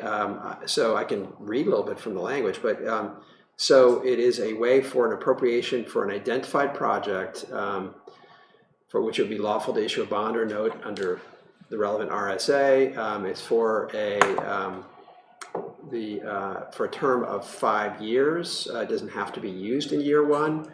But it is an appropriation that allows for deferred expenditure in prior years. So it's a commitment that it's an authorization to fund it in a following year, and you could put language around a split to be defined between the Howe Corporation. So it's a way of us saying, yes, we want to engage in this, details to be determined, not this year, but in a future year. So it's a way of kind of putting out a marker, I guess you could say. How does that benefit us? I'm a little confused, because we want to do it anyway. Well, it's kind of a demonstrated commitment, and it can put a timeline on finalizing some of the discussions that are already taking place. It's just more of a formalization if we wanted to go that route. Okay. I don't think, is that something that needs to go to town meeting? It would be a warrant article. Yeah. So is there an appetite to do that, or? I think we're all committed to making sure that Howe has a good envelope. I think it's just that we didn't plan for or budget $434,000 for this year, and we have a lot of other things that are hitting the budget, and so I think we need to do some good fiscal planning, and maybe we put a little money aside this year, you know, to build the fund. I mean, But- like, to that point, I maybe I'm being daft, but I don't see why we can't, you know, start fixing the building now and start saving for the parking lot now, again. I think, or And has it flip been it, like- earmarked though? Has it? And that was just an example, it's Um, $20,000. we could- It's 20,000, $20,000. Sorry, Well, I mean, well, bad then example. that would be the, you know, maybe the down payment you were talking about. But, I haven't gone through every town report, but most of what I saw that entered the building and facilities fund was, not specifically earmarked, but rather, there's a discussion about what they think they need it for, and then they move it into the fund, which is different. Yeah, but Kari can maybe speak to I it thought that more. was how we set it up, actually. Yeah. Depends Depends on, Yeah. and year to year, Nancy's- it varies how it was done. Yeah, Ellen, I think, and Nancy's, remember saying the same thing, I think when we set it up, not so very long ago, it was to basically be a piggy bank for things that we didn't anticipate with respect to building dysfunction. It really stinks when your roof leaks. Yeah, but I don't think we have that much money in it.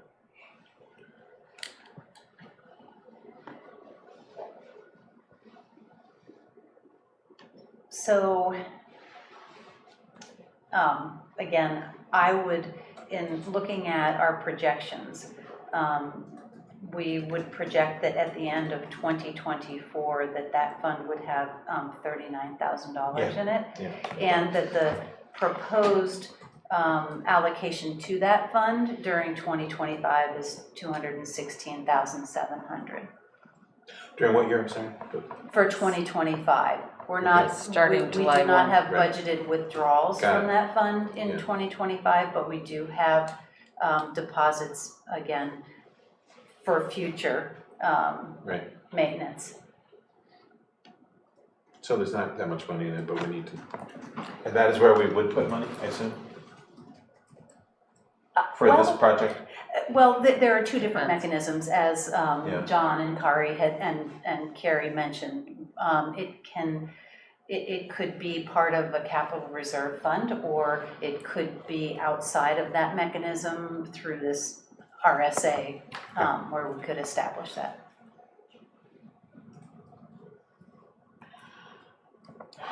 Hey, Nancy. So my decade on the select board and decade relationship with Peter Kobaki has, and many times Peter has, when it comes to the how, the question of a parking lot or something like that, and we've said patrons are coming in and they're literally tripping over carpet that has started to buckle and so forth.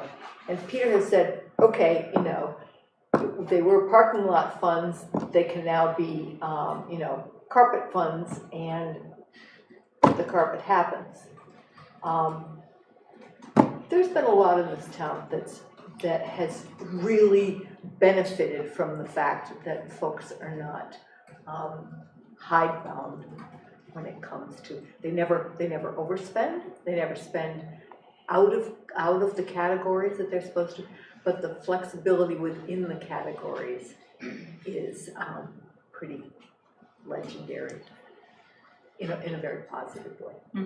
So I guess, to move the subject, I would say there's $39,000 in the reserve fund. If our facilities staff with the corporation say, hey, we got a serious problem this year, we need to fix this because there's a hole, the air's coming in, or whatever the situation, I think our facilities people will take care of it. Right? Is that because there's money in the reserve? If we need to do it, we'll figure it out.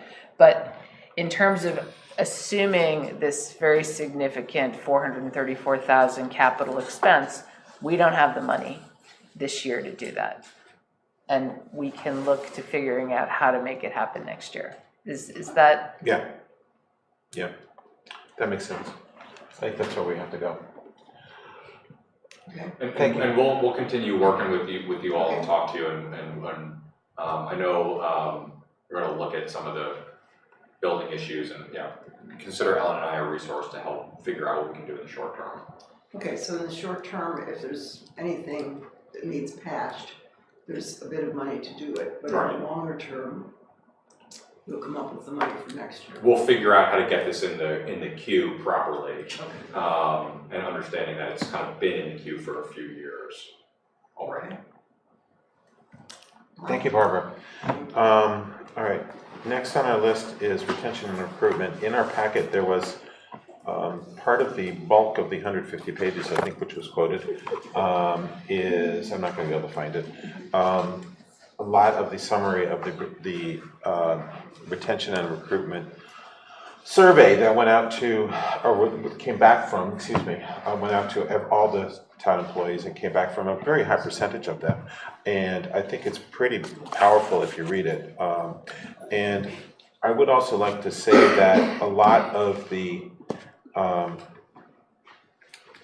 the select board has had on its agenda for a long period of time since we recognized that we started having difficulty with respect to both recruiting and retaining our employees, that we analyze where we are with respect to benchmarking, and two, if we are, and ameliorate things as reasonably quickly as possible, so that we don't continue to lose our valuable not valuable employees, but our valuable resources, which is our most valuable resource, which is our employees.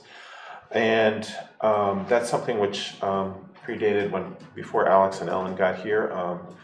I think Nancy and Joanna can attest to the fact that we really took this on as a major goal of the select board a long time ago. And we're continuing in that process. That does have major budgetary impact, and it is something that the select board has been committed to over a number of years. How to actually implement it is coming to a budget near you very soon, and the impact of that will be noticed.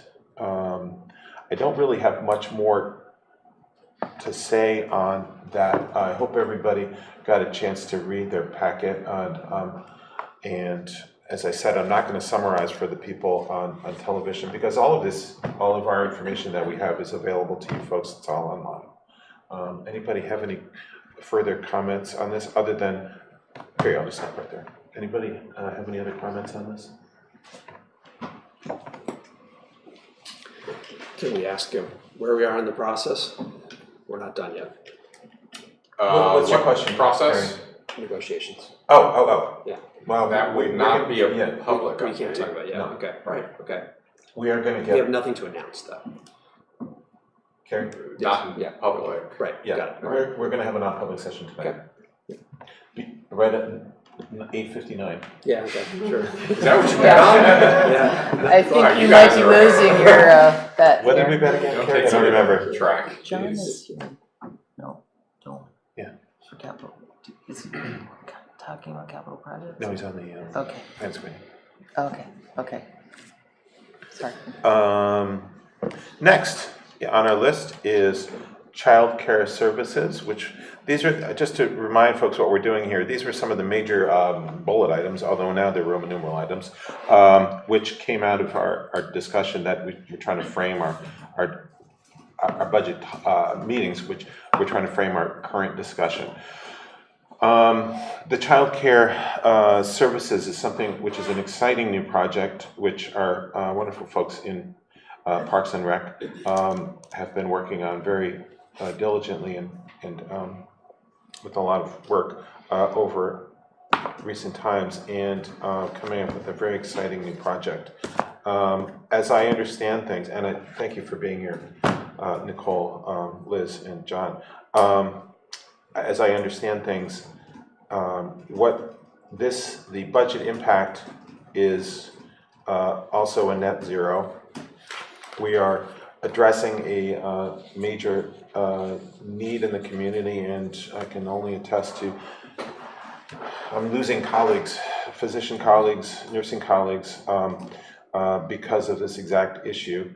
They're moving to places where they can get more services, and it's really a devastating thing for our local community. And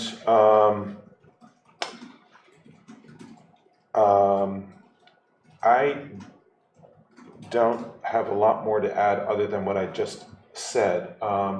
I don't know if John, your staff wants to address things, or if there are questions from the board. Joanna, I know you in particular had a lot of questions with regard to this. Do you want to? Yeah, I want to thank you for responding to the questions that I raised about the childcare program. Maybe you can come up. Yeah, to mine. Yeah, you all are. Yeah, thank you for.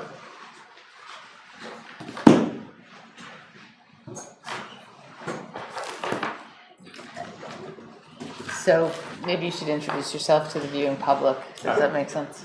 I'm John Sherman, the Parks and Recreation Director. I'm Liz Burdett, the Assistant Director. Nicole Leonard, the Out of School Time Program Director. Thank you. Thanks for coming. Yes. So, got my questions answered. I appreciate that, and they were related to kind of pass-through costs. Knowing you had presented to us at the last meeting this proposal to provide childcare, infant care, really, right? It's from infant to 2-year-olds, or is it just 2-year-olds? So that wasn't clear to me. So we have right now a play program that we run Right. that has basically 2-year-olds in it. Right. So the new proposal that you received is for 2 options. One is like a startup option, taking the program that we have right now and creating it full day, because that seems to be more of the community need, and being flexible a little bit within that age range. And then the bigger plan, which was one of the other things that we were. I haven't seen that. So this is a couple budget proposals, Thanks, just John. to kind of give you an idea of where we stand on it. Thank you.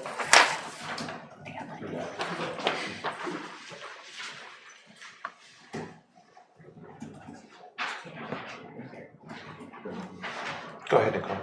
Yeah, so maybe just walk, So, as Nicole was saying, what you have in front of you is 2 types of proposals.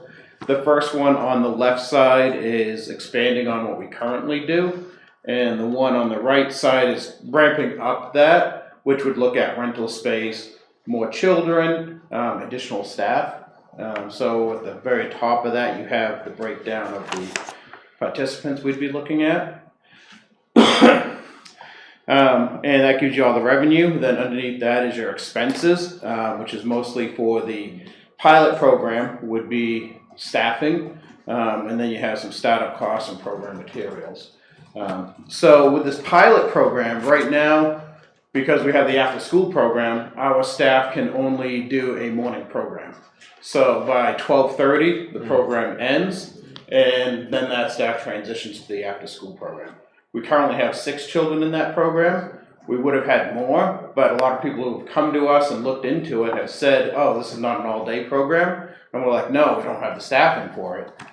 So they go elsewhere if they can find something. So what this pilot program does is add more staff, so then we can actually do this program all day and offer a, traditional childcare program, where parents can go to work, do their work day, come back, pick up their child, and be good to go. And that's the first part right here, and that's showing, a 0 impact on the budget. It actually has a net positive on the budget in that one. So the benefits are calculated within this? Yes. Yeah, so if you look here, you would have the for the program specialist, we would need one of them. You have the salary, then the benefits, and then the total annual expenses for that position going across. Then you have the same one for the program coordinator. Add that up, plus the startup and program materials costs, and that's our anticipated expenses for the program. And down at the bottom, you have your revenues above that, and then you have the net budget below. So that's the pilot program. Yeah, question? John and Nicole, do you know that these people exist? Not the parent, not the anxious parents, I mean the talented infant care workers. So this pilot program is not infant cares, it would be toddlers and preschoolers. So anywhere from 1 to 2 year olds and 3 to 4 year olds. So right now when we advertise for basically it's kind of a split position for our program specialists and coordinators. It's, during the school year, it's the after school program, some of our other programming, play program, and then in the summer, the hours completely change, the position completely change, and now you become running the summer camps. So what we'd be looking at for this is a traditional child care worker. So it's definitely a different type of person that we're looking for this position. And we feel one of our advantages is we have a much better benefits package to offer. Most child care places don't offer retirement. They don't have as good health, dental, all that. So I think we're going to be very competitive with that when you look at. Excuse me, John. So that goes into the recruitment and retention thing, which I was just talking about. Exactly. Yeah. Exactly. Everybody heard that? Yeah. So that's why we're optimistic. So that's what gives us a competitive edge to find it, because I know that these workers are very dear. Correct. Thank you. Any other questions? Which one do you want us to focus on? That's The pilot program, or you want us to also think about the rental space and tiny human? When we ramp it up and scale it up to the rental program, I did put in here 125,000 for rentals. We still have, almost 27,000 unexpended in revenues. So I could bring it up even more. I put in 80,000 for startup costs, and these are all really placeholders because until you find a space, you're not going to know exactly what your expenses are going to be. Sure. So we kind of try to estimate it off some of, our best guesses really on this one. But I know Alex has been looking at trying to find us some interesting properties, some things that might be on the market. So, we can ramp it up to 35 kids. This is what it would look like. Great. And we could do anything in between from 12 kids to 35, anything in between.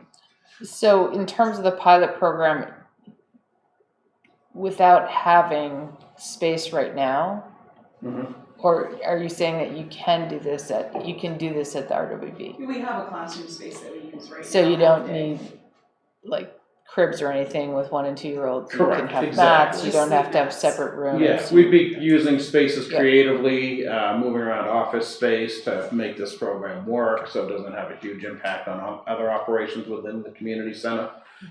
So this is really us being incredibly creative with the space we have at the community center to make it work. Could you buy some extra sleep mats? Yeah, I want one. For one in my office. You're welcome to come volunteer your time. Right.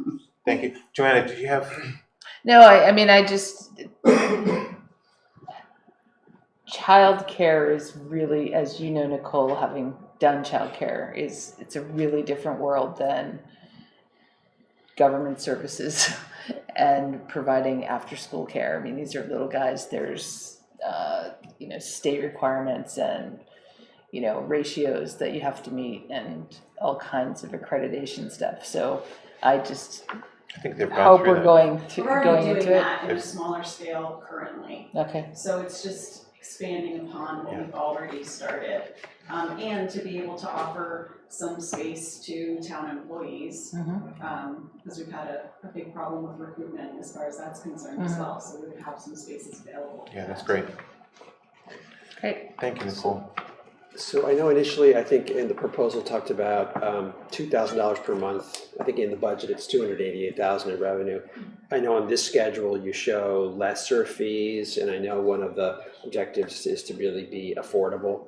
Are these fees that you're showing here in the realm of affordable? And how do they sort of compare versus I don't know what you would consider the sort of competition, but is it lower? I think if I remember right, if we broke this down per hour, it's like $6 an hour.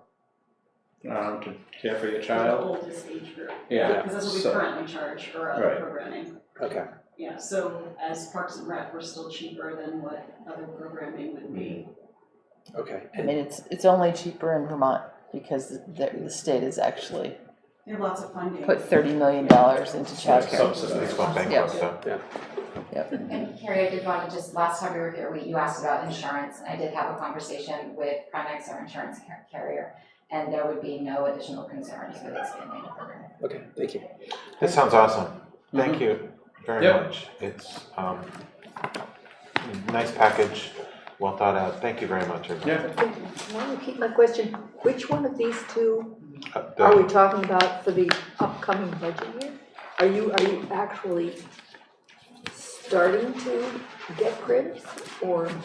No, we haven't started anything. It's really, what you guys are comfortable with us moving forward with. The pilot program is, the easiest way to move forward with it. It just gives us a start into it and basically just expands what we're currently doing to all day. Or we want to scale it up and, there's definitely the need in the community for it. So it really determines what we want to tackle. What do you want to do? There's pros and cons to both. Scaling this up is a lot of work, and there's a lot of unknowns, especially with rental space. Whereas the pilot program, we basically have that in place, and we just hit the ground running come July. So the pilot program sounds like a good start. And the pilot program moves you into all day All for day. the 2-year-olds, 1 to 4 year olds. 1 to 4-year-olds. Yes. Yeah. And then we would do that with hopes then to eventually keep expanding out, right, to make sure. It would burst at the seams quickly. Yes. Yes. So we would be looking to move to a bigger model. Right. I mean, this It would be is short term. right. The pilot program's a Band-Aid. Yeah. The scaling up addresses the issue in the community. So how quickly would you have to Good question. like split out those ages? Cause they change pretty rapidly at that age. Can 1 and 2-year-olds cohabitate well together or? 1 to 3 really can Uh-huh. cohabitate together. We're finding we started this program offering it to 3 and 4-year-olds, and the 2-year-old need was more apparent. And so we mostly have 2-year-olds at this time right now. So we just wanted to leave it flexible to be able to serve the community need. Can I ask a question? So what do you need from us? What we need is just direction and approval in the budget on, which direction we go. I mean, either way we go, there's not really an impact on the budget because Understood. the revenues cover the expenses plus some. I mean, I'm not an expert in childcare by any means, and so I'm not sure how to make that recommendation. How about if we say, you have a tiny pilot going on right now, right? 2 days a week. Correct. So let's take this in baby steps. And because let's face it, rental space is not growing on trees here. To find a place for 35 students or children and staff and support is going to require some work. So start small and So how quickly let's say you start small, it bursts at the seams. Then I how quickly can you flex? Can the town We flex? would be coming back to you next. Yeah, I think Next next year. budget. That's another Ask them appropriation. to go to the second one. Yeah. If we started with the first, Yeah. But I think Why don't we the just start other with the big one? the other question though is if you can make it work, like you said, you're going to be shuffling stuff at RW Black. Correct. We already have according to Alex, we've got space shortage. And so how will this impact your other services that you do at RW Black? I mean, I'm assuming you can make everything work. This allows us, the pilot program allows us to keep everything we're currently doing going. And that's why we've limited it to 12 participants. Any more than that, and then we're looking at a completely revamping what we do in the community. We're mostly impacting staff space. Yes. So it sounds like we need to do the pilot and then figure out all the big logistics for the bigger program, which is exciting. Yeah, it is, definitely. Yeah. And I'll just add too, I think that I would agree with kind of the direction it feels like we're going in just generally, but also, even though I would tend to totally defer to the three of you about what direction you want to go in, we also have a bunch of other changes happening at Parks and Rec throughout the year. Correct. And I wouldn't want to we've got some grounds reorganization happening, we've got the social service stuff that we've talked about. So we've got a pretty good queue of stuff, and like Jim was saying about the downtown group, the sort of walk before you run, this is such an amazing opportunity and such a big need. I think we're going to be, we'll be ready to sort of move on, but also like getting that, figuring it all out, and not overshooting. I'm sure we could, if we opened a program with 100 seats, I'm sure we'd have 100 people at the door the next day. But what's that going to do to the staff that are already overworked and doing a lot of stuff? Keeps it exciting. It sure does. I do think you should change the name of the department though, which like I said last time. Yeah. But that's not. We're definitely expanding our services. Yes, you are. Thank you very much for coming. You're welcome. Thank you. Now we're slipping into social services, and there's been, we haven't had a whole lot of discussion over these issues.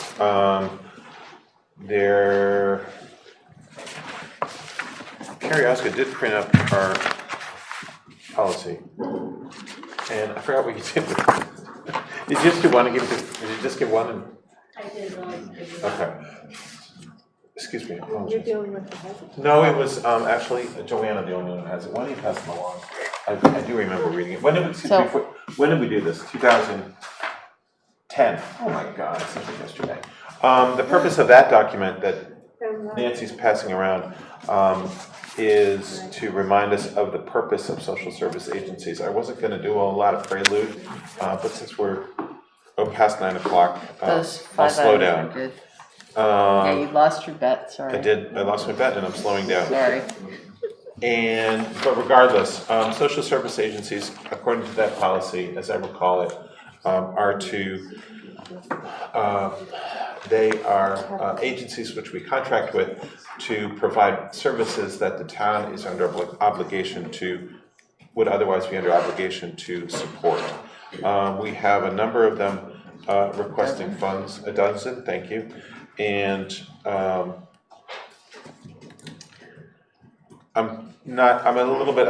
stumbling here because I'm at a little bit of loss as to how to frame. I kind of thought more about the other aspects than about, you go ahead. So we have a dozen social services requests. 2 of them are brand new this year. One being from the Valley Court Diversion Program, and the other one from the Special Needs Support Center, although Special Needs Support Center has come before us. And then pretty much everything with the exception of a couple are asking for level funding. TriCap is asking for significantly more than what we have given them in the past, and as is Twin Pines really, in terms of increases. According to our policy, I think Jenny, you have it right now, there are 5 items that we identified as to why we would fund the particular social services. As an entity, the select board, should we choose not to fund some of these things, the group can go within the community, get 25 voters to petition, and we will put it on the warrant and ask the voters to vote. As I said, in the past, we have funded these, 9 of these, 9 or 10 of these out of 12. Jenny? Do you want me to read them or pass them? I can can pass them. Yeah. And those 5 criteria are the agency serves a core group of Hanover residents. The agency provides a service to the town of Hanover that would otherwise the town's obliged to pay for. The services provided by the agency directly or indirectly reduce town expenditures. Well, that's a tough one. This does need to be redone. The agency must demonstrate a financial need. and the services provided by the agency demonstrably enhance the quality of life in the Hanover community. So basically it comes down to whether Hanover residents are being served, and are these services that we would have to be providing through our municipal welfare function, which is not something we actually talk about a lot, but is incredibly important. Right. And we do provide those services, provide welfare services to a number of Hanover residents through other mechanisms. Our town nurse,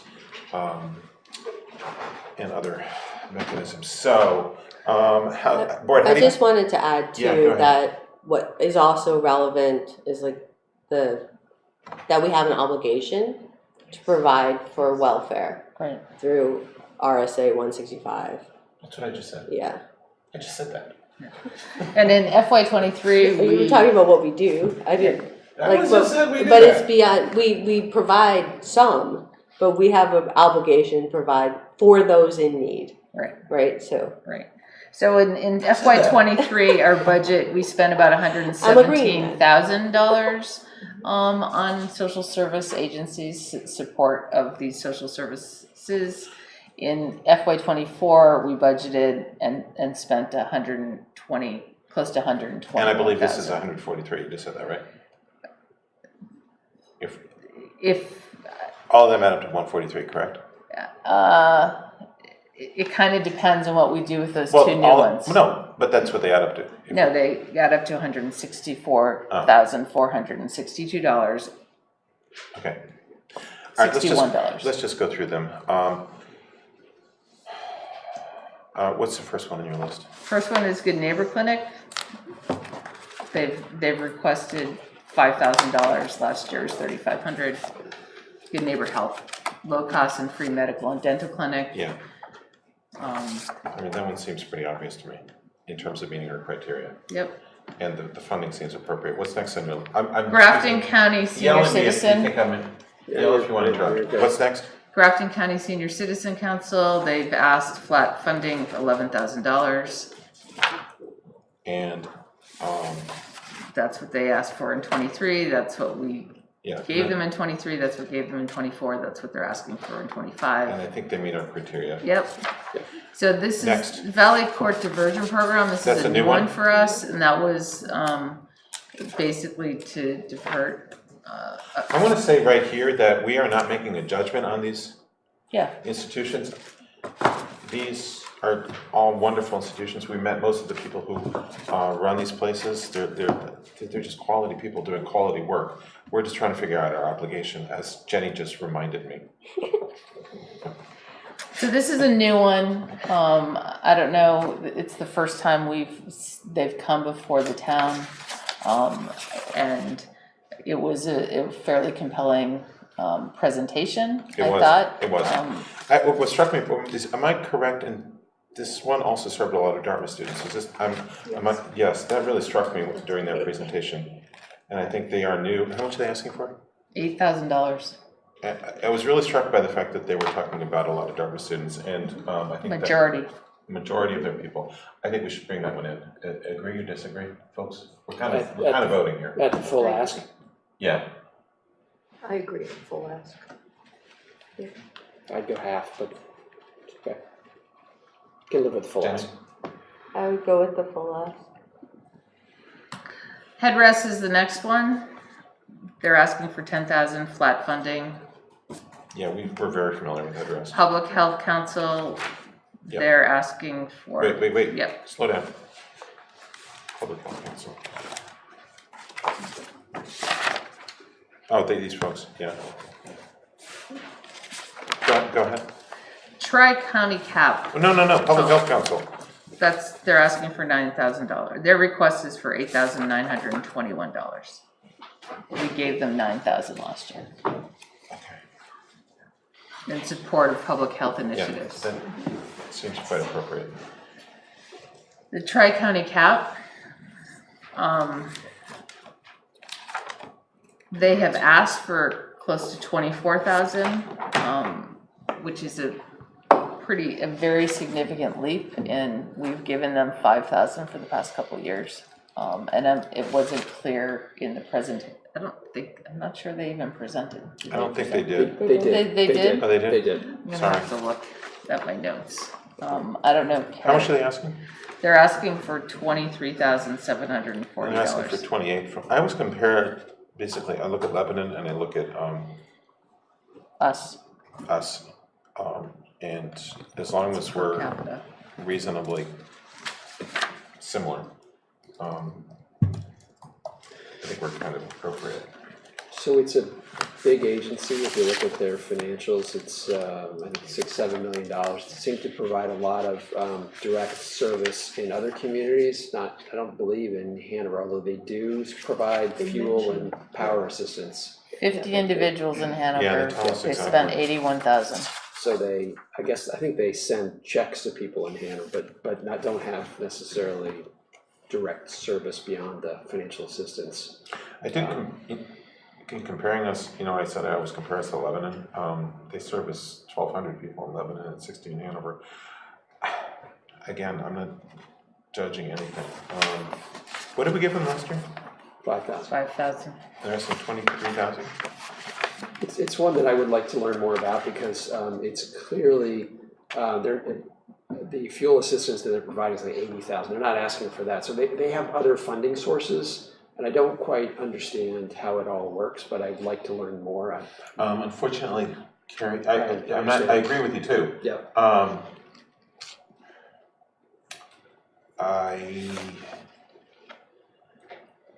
Can we find a compromise? We Yeah, paid that's what I 5,000 did. last year. They're asking for 23,000 this year. Can we go to 10, is what you're saying? No, I just said a compromise. I didn't put a number. I'm Well, claiming. Nancy's proposing 10. She's creative. proposing. Oh, okay. She's throwing out 10. I support 10. Jenny? Jenny? I don't have a strong Okay. rationale Carrie? on this one. What? Yeah, 10. I can support that. Okay. Yeah. So, do you have that, Alex? Or Ellen, excuse me? I've got it in my running total. Thank you. What's next? Next is Twin Pines. They were in FY23. They got 10,000. In FY24, we gave them 12,500, and they are asking for 15,000 this year. I have in my notes a maybe. So this is not for housing development. Yeah, no. This is Yeah. for Carrie asked that question. property. I mean, it's for management, right, of their properties here. Summer Park 1 and 2. Program their programs and Yeah, management. and they do programs there. We used to manage this by the way, I should back up for the sake of the board. This board also used to comprise the, what do we call ourselves, Hanover Housing Authority or housing Authority. board. So every couple of months, we would convene a meeting of the Hanover Housing Authority, which was the same people. And we would do all the stuff that is needed to run Summer Park. We then, period, I'll just stop right there.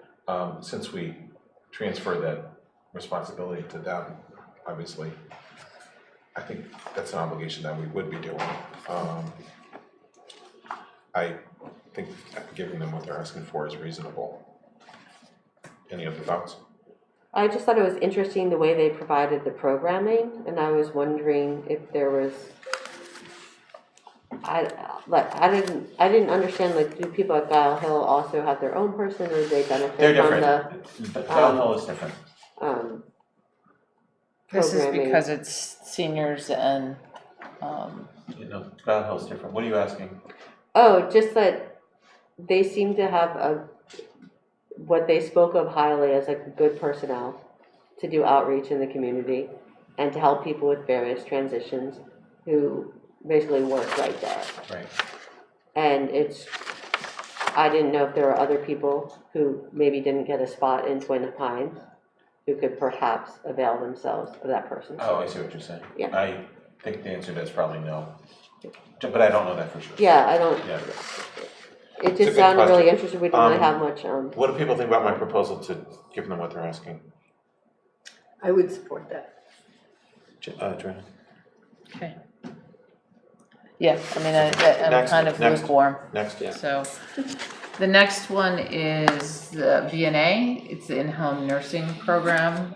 They're asking for level funding, $35,000, no change. And they did provide. Figures on the numbers of residents in Hanover. Yeah, It's, and they, and then it Yeah, was, and I know I've thrown out, and I'm honestly not sure what the implication of this is, but I know that since last year, they have become part of Dartmouth Health. So I don't know if that changes in any way the way we think about the services they provide and or the need. you know, it's a darn good question. I'm assuming because they came and asked for funding, the answer is no, meaning it didn't change their finances. I don't know their finances. Yeah, I don't know, because then also Dartmouth Health was bought by another company, right? no, that's different. That's separate? So you mean? You mean okay, so Amazon, our healthcare? Yeah, That was that's- Amazon. That's different than Dartmouth That- Health. Dartmouth Health is, Oh, it was called the same thing. The hospital got bought by Okay, you. so I got very. no, the Health Connect. Yeah, I was. Yeah, I saw that. I was get those emails too, even confused though I'm not on it. By, Okay. yeah. I Okay. can certainly tell you, speak to the value of the VNA. They are one of the most incredibly valuable people in the community, and they provide incredible services. Really, but again, we're not addressing the value of these organizations. We're addressing our obligation. I think we're obliged to fund them. I do too. Next. 1,500 visits, I say fund them. Next. Next one is West Central Behavior Health Counseling Center and Services, 14.3, asking for flat funding. Denise Dane was here. They do a lot of good support for people in Hanover. Yep. I can attest to that. Wise, they're asking for $1,000 more this year. They I should certainly give them expanded 20,000 this. more than they're asking for. I know. I would support that. Youth in Action. But we're not. But you're gonna put them down for. Don't Slow down. Slow down 1 second. How many zeros went into They're asking for 7,500 Okay, for Wise. for Wise. Seriously though, and I will bring this up. There was a few years ago, and I don't remember how long ago, where our budget went up by, Kara, I don't remember, like we went up by like 0.5%. Do you remember how long ago that was? It was a while ago. Yeah, I'm not sure. Yeah. Anyway, my point of the story is we felt obliged at that point to increase everybody's request by 5% or 10% or 20. I can't remember. We did that. We gave up. Kari has a quick question. I do know what you're talking about, and I do have a question before you're done. On social services? Yes, Do you want to? Well, shall we have one more to go. okay. Just come on up and we'll do the one more. I thought that No, was. come on up. Come on up, And the Kari. last one is the Special Needs Support Center. So- Youth in Action. Oh, Youth in Action. Well, Youth in Action is different. They're not a social service. We are not obliged to do anything with, that's not a welfare thing. Right. We have put them here because they kind of feel the same. It's a community service thing. They are definitely not welfare. But it's an incredible service, It's an right? incredible service. And they are our Yeah. children. So, yeah, what did they ask for? 14,000. And what did we give them last year? 14,000. Yeah, so. Special Needs Support Center is an interesting one. And as those of us who've been around a little bit longer have been mumbling about, they requested funding from us, several years ago, and I don't remember exactly how long ago. At that time, we felt that they did not meet our criteria as the ones I just read. They are, I can tell you, I think very highly of this organization. I give them money outside, they're one of the people I donate to on a regular basis. I think I've changed my tune with respect to them. I think they are providing a service that we would need to provide on our own, but I totally want to hear what other people want to say about that. I mean, to me, it resonated with the mental health crisis, and if you're not providing ways in for people to, basically fit into the community in some way and function well, then you're setting them up for failure. Well, that's extremely well said. Anybody else? So there's a proposal to fund them for the amount of $12,000, which is new money. I would endorse it. Yeah, I've definitely changed my opinion over the last few years. Kari, we're done, right? That's the last one. Kari Asmussen, this time I'm just speaking as an individual. I wanted to, I do remember the 5%. I don't remember how much it was. Was it? Yeah, something like that. It was real money we gave. And Real money. it was sort of shortly after that I think that the town manager promulgated the guidelines that you have in front of you. Yeah. You know, at the bottom say 2017. And, basically the feedback that came back was that you really need to not, offer monies in addition to what people, or what the organization is asking for. Because then you're getting That's a good into a realm. We did say that. Yeah, so that was part of that story, and then just because. Yeah, I forgot that part of the Yeah, story. so that's why you really should look at what they ask for and So go the with that. extra $100,000 I want to give them, we should probably pull back on. So, but then just because the 5 were read out loud, it did occur to me, I mean, we have in town had the diversion program on We and did. off, and we never funded it, No. but now I'm wondering if it is because that's not really a thing that we are otherwise be obligated to provide. And that is certainly not means tested, It's true. you It know, isn't and all means that tested. sort of thing. So I'm thinking that is why it's under that provision that we've never supported the diversion program before. I leave it up to you. Our town diversion program is basically focused on high school kids. And it's very, very different from what they're talking about in terms of professionals becoming involved. Right, but I think that, again, that this is, that the RSA that was cited is really to provide welfare services, and this isn't something that we would otherwise be obligated to provide, whether it's for our high schoolers or for other members of the community. Again, as great of a program as it is, and as much as we would want to see individuals in it, I don't think that's a service that falls under the RSA. But I am not an expert. Well, I think you were, sorry. No, go ahead, John. I was just gonna say, I think you raise a good point. It's kind of like our youth in action. Or no, I was gonna say it's more like our, the Special Needs Support Center, which speaks exactly what Jenny just said a few minutes ago with regards to mental health. I don't think it's a charitable contribution. I think it's supporting a service that, if we didn't deal with this, would cause a huge welfare problem. Put Dartmouth students in jail? Yeah. That's a welfare problem? I mean, I don't know, I think I'm just pushing. I'm not sure I have a strong opinion on this. So in this category, right, as it stands right now, we're proposing 148,000, I think, is what my math Along that shows. order. It's up 22% from last year. I mean, I have mixed feelings about that. Well, it's up 22% because there are 2 new organizations. Well, yeah, for whatever reason, it's up. I'm just saying it's up 22%. But Yeah, but it's not like, no, I think it's different, Carrie. I mean, there are a lot of welfare things that we're not even thinking about. Like, some other organization can come in tomorrow and say, oh my gosh, yes, we should be funding them.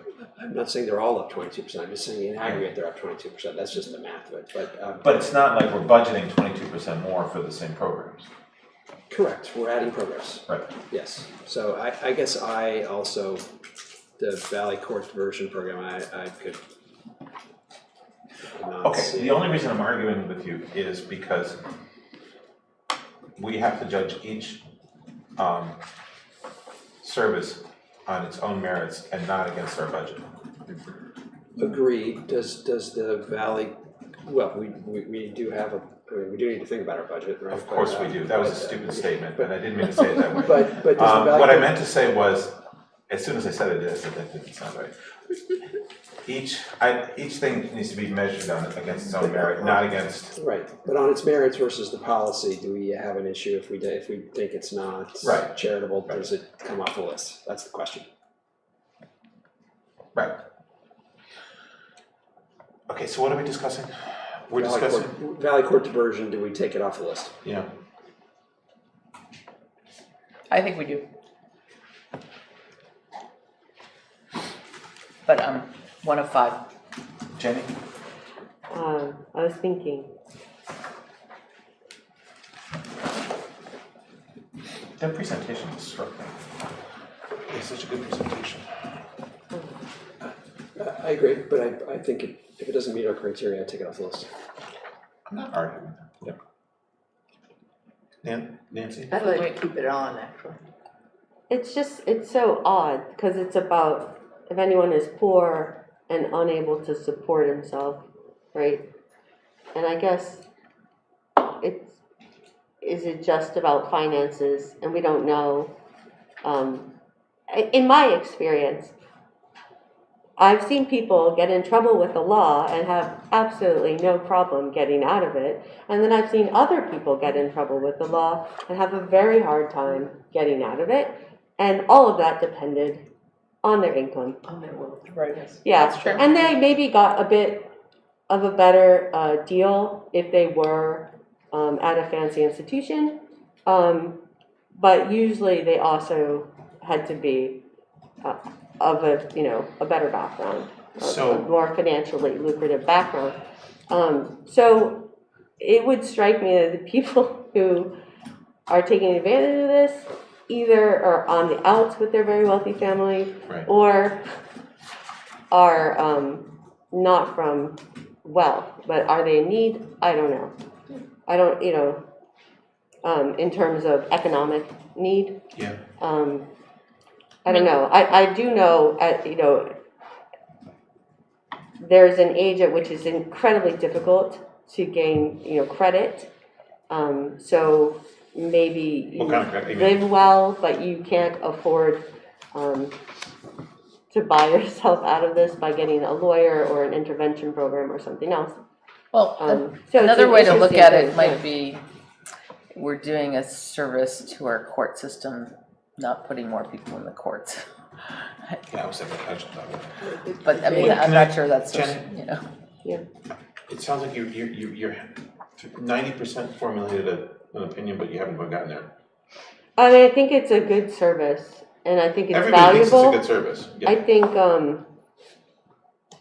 in the context of our budget, we don't spend very much on social services.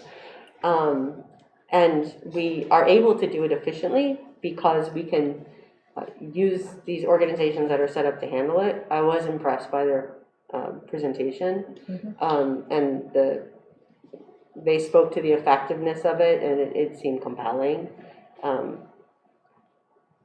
It didn't seem compelling. Yeah, and I feel like the way that people can really mess up their lives is, through a lot of the infractions they were talking about with substance abuse, and that this may be a way that people could get back on track.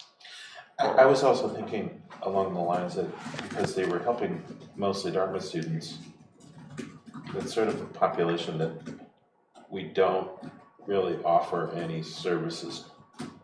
We offer a lot of services, but they're not big users of services. Right. And therefore maybe underserved, even though we should just vote. And I'm not going to call for a motion. Let's just. It's fine. I think we It's support fine. it. What do you think, Nancy? Support. Okay. So we'll support that one again. Can I just ask a quick, I'm sorry. No, go ahead. And then I'll defer. I think, what was the total for the behavioral health, West Central Behavioral Health? 14.3. 14.3, okay. Thank you. Good night. Good night, guys. Thanks, guys. Not Liz. Okay. Carrie, if you think you have the right total, maybe we can compare numbers at the end. All right. Because I'm Okay, so just, I know that this is not a new idea, and it has been stated that our high schoolers are our children, and that is absolutely the case in terms of youth Youth in Action, but there has often been a thought that that is a cost that could be picked up by the schools. And I have to say the advantage of that then is that the cost is spread out among everybody who takes advantage of that program, whether they're from Norwich, whether they're from Hanover, or whether they're from a tuition student. And the thing that has changed is that this, as you all know, is the first year that they had about $2 million roll off of their expenditure sheet by virtue of the debt service retiring. There's another big tranche that is retiring in the coming year, and so I mean right now in 26 fiscal year 26, where they have a lot of taxation capacity that they don't necessarily need to use. Now in 25, they've already set their budget. Youth in Action is not in the budget, so the town is. But this would be a good year to have a conversation with them about fiscal year 26. Thank you. Was my thought there. Excellent. Alex, maybe put that on our to-do list for the next 12 months. Okay. Maybe 10 months. No. 10 months.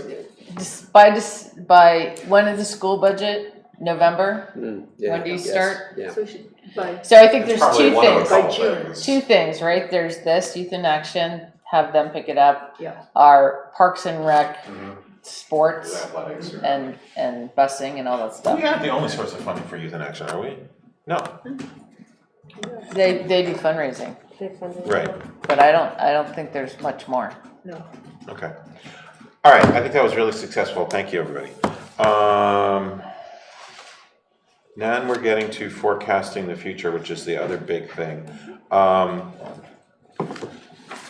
Alex, would it be all right if I rely on you for this part? Sure, yeah, and I think just really briefly, there was just a couple things, this is just a really important topic, and a couple of you have brought it up at different meetings. I know, Carrie, we've talked about it a little bit outside of the select board meetings as well, and talked about it in last year's budget a little bit, and it's really not something that most towns do in a budgeting process, and I think it's something that we're all getting kind of more and more interested in doing, which is really just thinking about, okay, we know we've got certain costs, we know there's certain costs we don't know about, what's the plan, not just this year in front of us, but 5 years from now, maybe 10 years from now, I don't know if we can think even further in the long term, but something like that. And, we talked a little bit during the budget process that there were sort of a couple different important components to doing the forecasting, and there were kind of three different pieces to that. One of those pieces was trying to understand what our needs and our goals are. And so even with our department heads and with our staff over the last year, we've had conversations. Our first conversation in all of our retention and recruitment studies last year was, how do you know how to staff your department? Are you just sort of inheriting the staff that you had last year, or are we thinking about what are the goals for the year? What does the community need? How are you meeting those goals? Of course, the master plan being done, the select board had our sort of first goal setting session as well. There's just a lot of really good things in the works about setting goals, being really intentional, making sure that we brought the right people in, and that we're actually aligning what we're doing with our goals, not just sort of doing that implicitly. And the second piece, the second sort of step from all of that was fleshing out all the costs and just making sure we know what we're already committed to. And of course, the really big one this year on that was on the capital side, is that we know that we've got recreation fields, we know we've got a library, we've got things like that. Here's a $435,000 repair that isn't in the budget anywhere. And so we wanted to make sure to get everything out on the table. And then the third sort of leg to this stool is thinking about, okay, we know what our goals are, we know what the costs are, how do we make sure that we can pay for all those things in the future? So that's just conceptually sort of what we've talked a little bit about that we'd love to do more of. I think that this year in FY25, we've moved the ball pretty significantly forward, especially with the CIPC, and open to answering any questions and talking more about some of the forecasting in that is sort of some of which is built a little bit into the budget this year, but also just sort of put the pin in it that we'd like to have much more sort of comprehensive conversations in future years with hopefully more time in the budget process where we really think about how we are building in revenue to match the expenses. So we know that costs are going up in certain areas. We know that we need to put more money into our staff to remain competitive. That's probably only going to get sort of more difficult in the future. We also know that we're having a lot of retirements. So one of the conversations we've had a couple times is, thinking about things like our, step system and where people are in that system. And as people move up that scale and become more senior, they're going to make more money. But we also have a lot of people that have been in for a really long time who are retiring. But on the other hand, people are being hired at a higher rate now than they were 20 years ago. And so really spending some more time trying to flesh some of those things out and make sure that each year when we're looking at the budget, that you all have more information than we've been able to put together this year or has been done in the past about what those costs are, what growth in the grand list would be helpful or necessary to pay for things. Are there other revenue sources? Are our rates and fees keeping up? We sort of did a kind of bulk update last year, but there's probably a little bit more nuance we could take with that. So anyway, just conceptually, that was sort of, we wanted to make sure to kind of put that back on the agenda. And then, we're certainly happy to go into any detail that people want to about any of the costs. I know we've talked about some of them.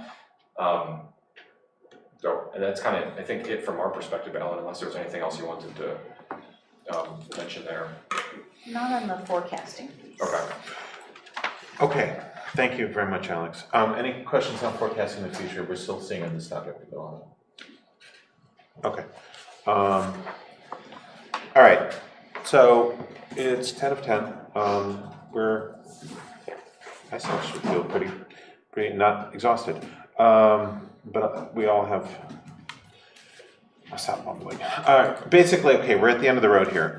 We have, several months ago, we set a goal of a target to give to Alex to bring us a budget of somewhere between 5 and 7%. We have a budget which is sitting at the moment at, remind me, at 7.16, am I correct or incorrect? Percent. And that is dependent on a bunch of things which are still in play. For example, as I was recently reminded, in there is correct me if I'm wrong, but the maximum healthcare expectation is built in there, correct? So it could be the maximum, it could be a tiny bit lower, it could be even, we've been surprised in having it significantly lower. So that in and of itself, while we can't bank on it, pun intended, was to, it could get us below 7% by itself. And I'll just add a really quick point. I, did a bit of sensitivity analysis and, based on our current elections for healthcare, yep. Every 1% decline in that percent increase, if you will, is $24,000. So for instance, if we came in at 12% instead of 13%, the overall cost comes down by $24,000, and it can be significant. Unfortunately, I don't know that before we go to town meeting, we know that. We will not know. But so it's significant when it moves. Right.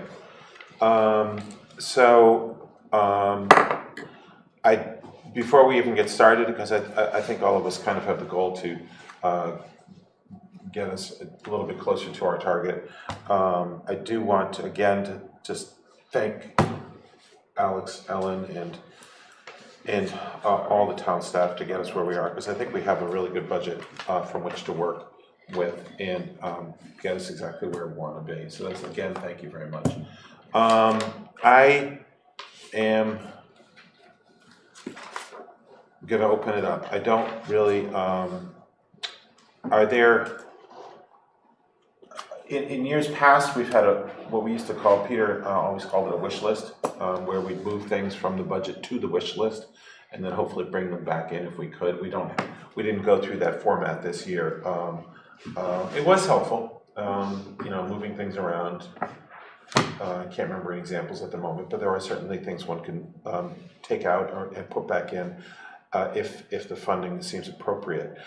We don't have a list in that regard, so we're a little bit hampered, but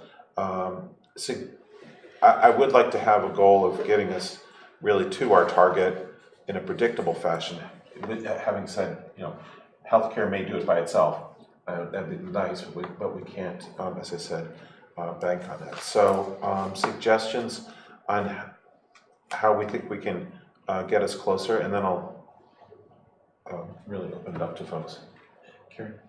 So this may not get us closer, but it's kind of it's a question of priority. So I know the CIPC had a recommendation to think about a system to better help us plan and execute capital projects, and I think there's a tentative number thrown out. It's kind of rough, of maybe 30,000, which would include it's probably less than that, but that would include perhaps some implementation costs, as is often the case for putting in a new system. The ongoing cost might be closer to 30, and it's very loosey-goosey numbers. But so I think that would be, given the magnitude of the capital programs that we're talking about down through the years, I think it would be money well spent. And right now we are at risk because only through the fantastic spreadsheet engineering of Pete Klobaki are we able to kind of maintain this list of 400 plus capital items. And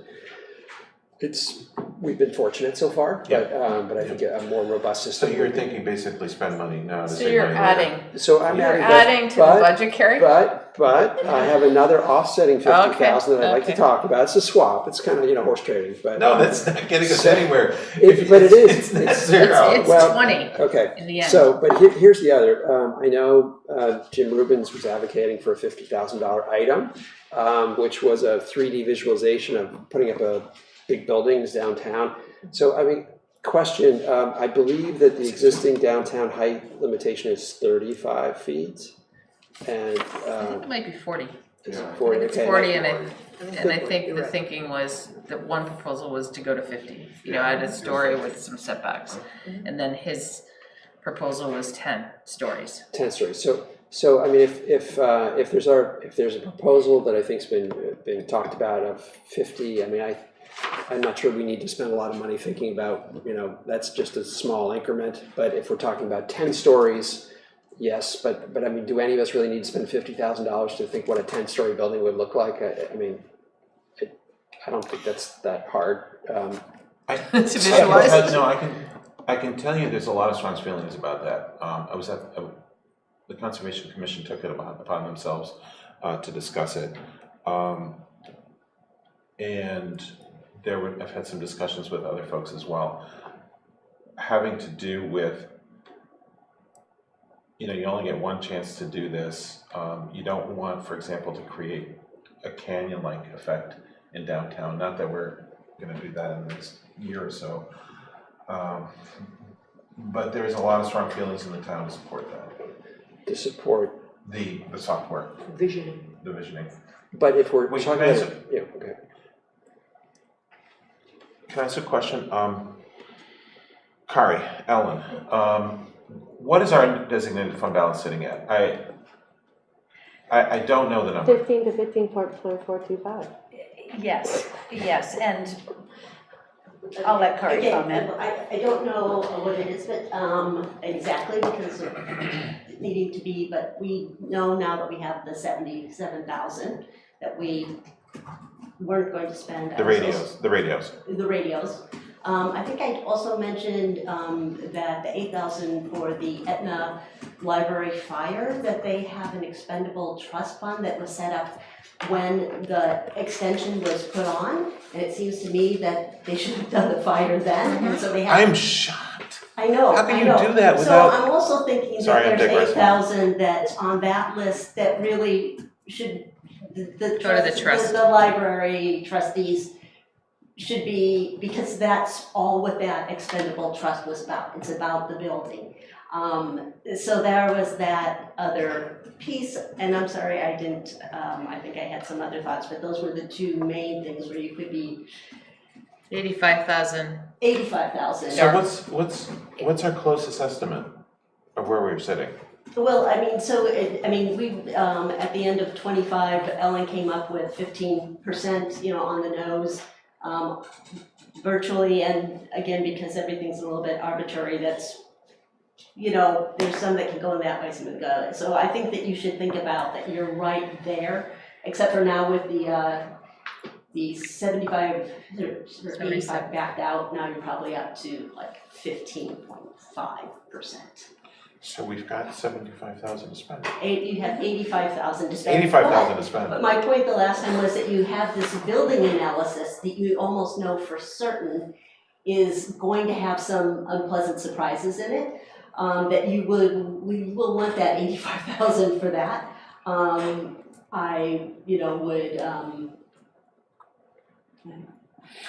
think that would be important. Yeah, I was gonna say, well, two things. One about the building analysis.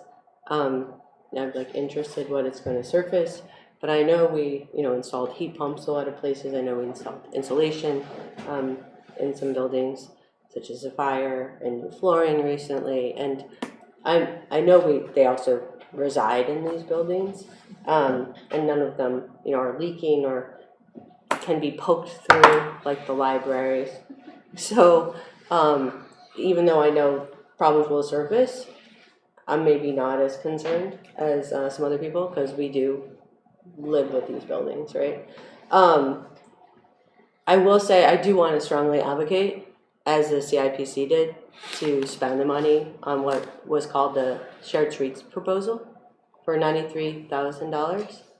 And this is because we do, like, between the people and the equipment and this fire and safety and security, we spend millions of dollars on our roads. And we're arguing about scraps here, and I don't think we should be. We've had a complete streets policy since 2017, but we haven't had the planning component, so we're sort of set up to fail. And what I mean by that is we have a mandate to add complete streets whenever we can, and if they can't, we're supposed to have like there's only really specific instances where we're not supposed to do that. And that is supposed to be with a cost-benefit analysis presented to us, so we can say, oh, actually, no, this is not in the town's interest. This was chosen before I got here. I'm very much glad. I was really happy that the town had this policy. I was very disappointed to see that it is very often not implemented. The other option is, every bid proposal comes to us and we'll talk about how to make it a complete street. My thought, spending it, making a cohesive plan. This was an RFP put out several years ago. 5 consultants responded. A citizens group came together and scored them. A winner was chosen, a citizen group and staff. And then they submitted a detailed bid on how they would look at the entirety of the multimodal district, which was very presciently matches what is now in our master plan, which is defining not just the downtown district, but extending like up past Greensboro and over to our other Dresden Village and South Main, and saying, how can we connect these all? How can we make this system, looking at like 63 streets or something, and make it a connected network? And how can we design 2 shovel-ready projects?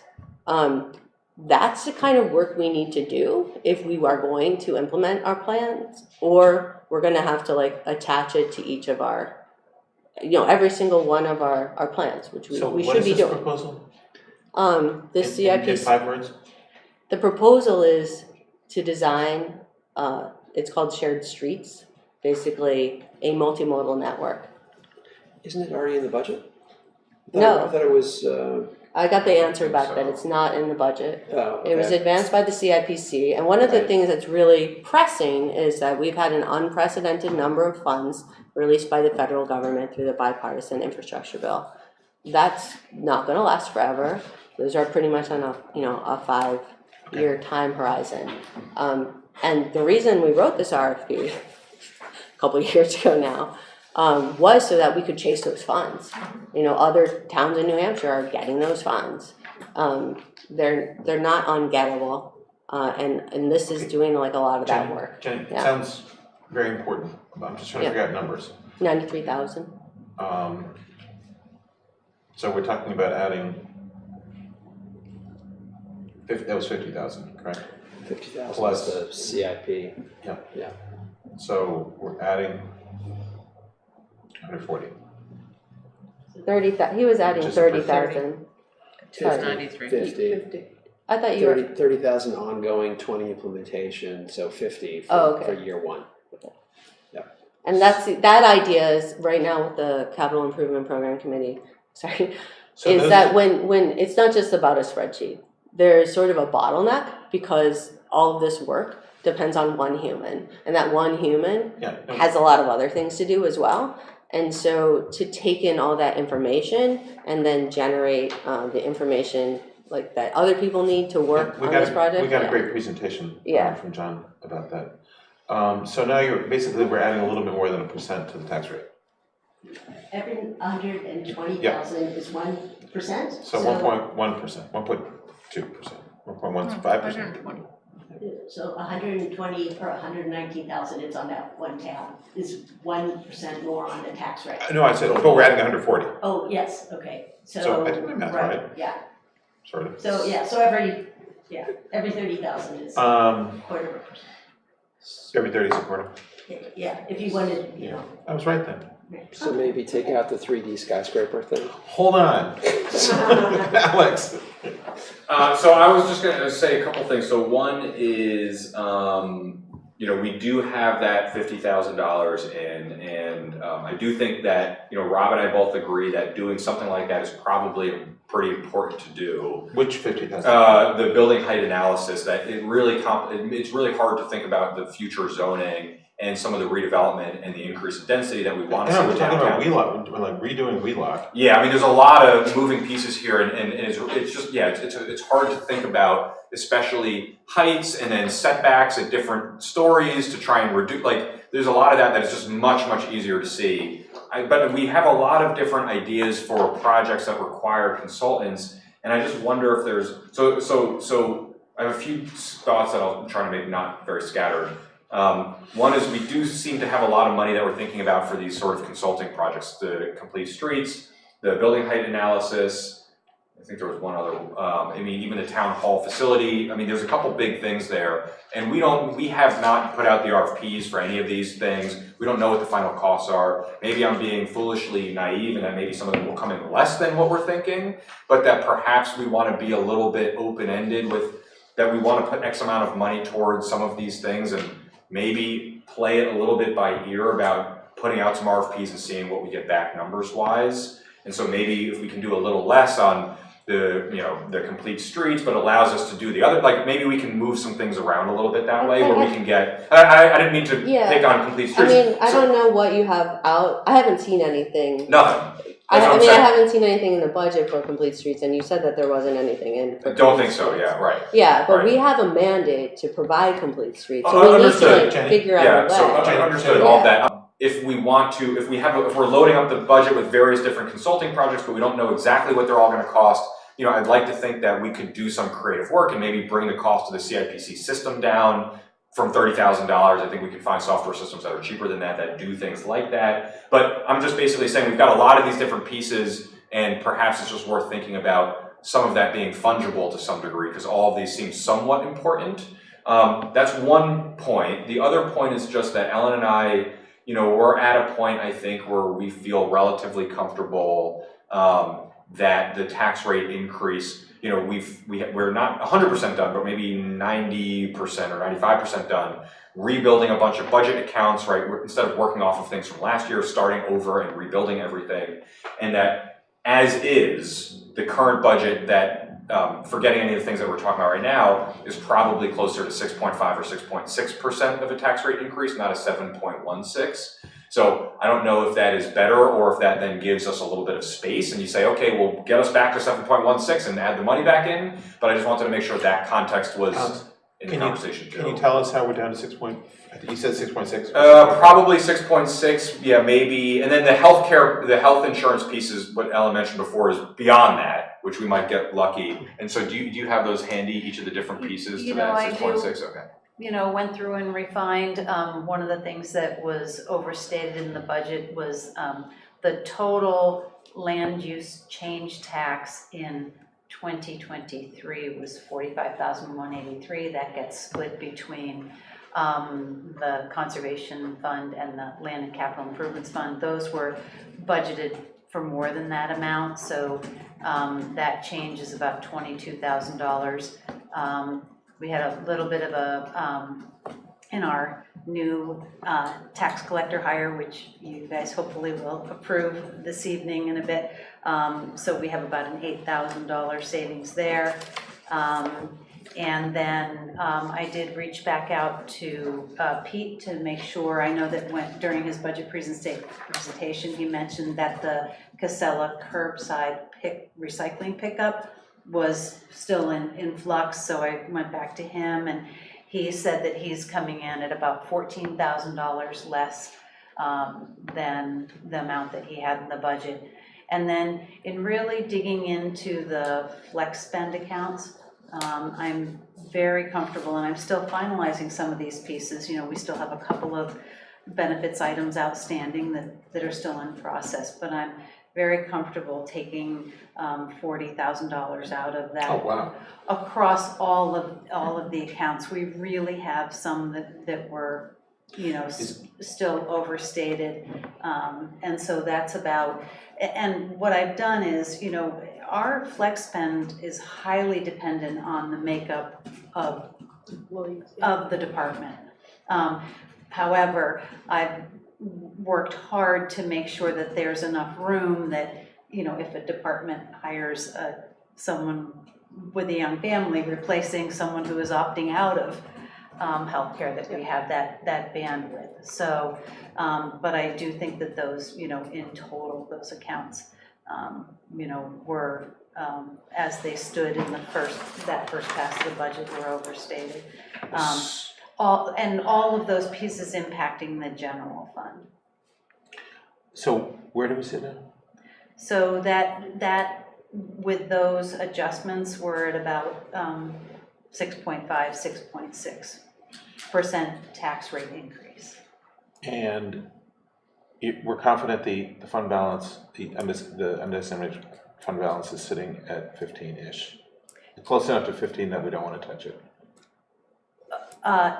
Yes, first of all, I think it is good to be conservative. We do have some unknowns coming, but I would also say that the guidance is 10, the select board guidance is 10 to 15%. No, that was my point. Yeah. Okay. Well, that's huge.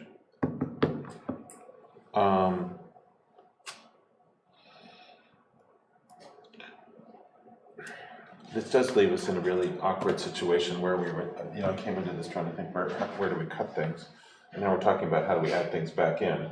But that is the purpose of a wish list, which is what we used to keep. So if we add back everything that Carrie and Jenny talked about, that gets us up to 7.8% approximately. But I think I heard Alex articulate that perhaps there's a way to achieve the objectives through, you know, there's several different pots of money that are maybe not super sharp penciled. Right. And with the and maybe we can still advance against all those objectives within our existing allocations. Alex, so, I mean, that is what you said. Yeah, it is, and I would also add, and it's obviously up to you all how we want to, you know, think about the fund balance. The couple things, I mean, I will point out, I think, just a couple reflections on the kinds of things that we're talking about right now. So whether it is the sort of system for the CIPC, whether it's the building height analysis, whether it's the complete streets design and review, and all of that those are all pretty. So there's a couple things similar on all of them. One is they're all pretty big investments into future things. Yeah. So they're not money that goes out the door and then you never hear from again. I mean, these are all things that are going to pay us back in future years in some way or another.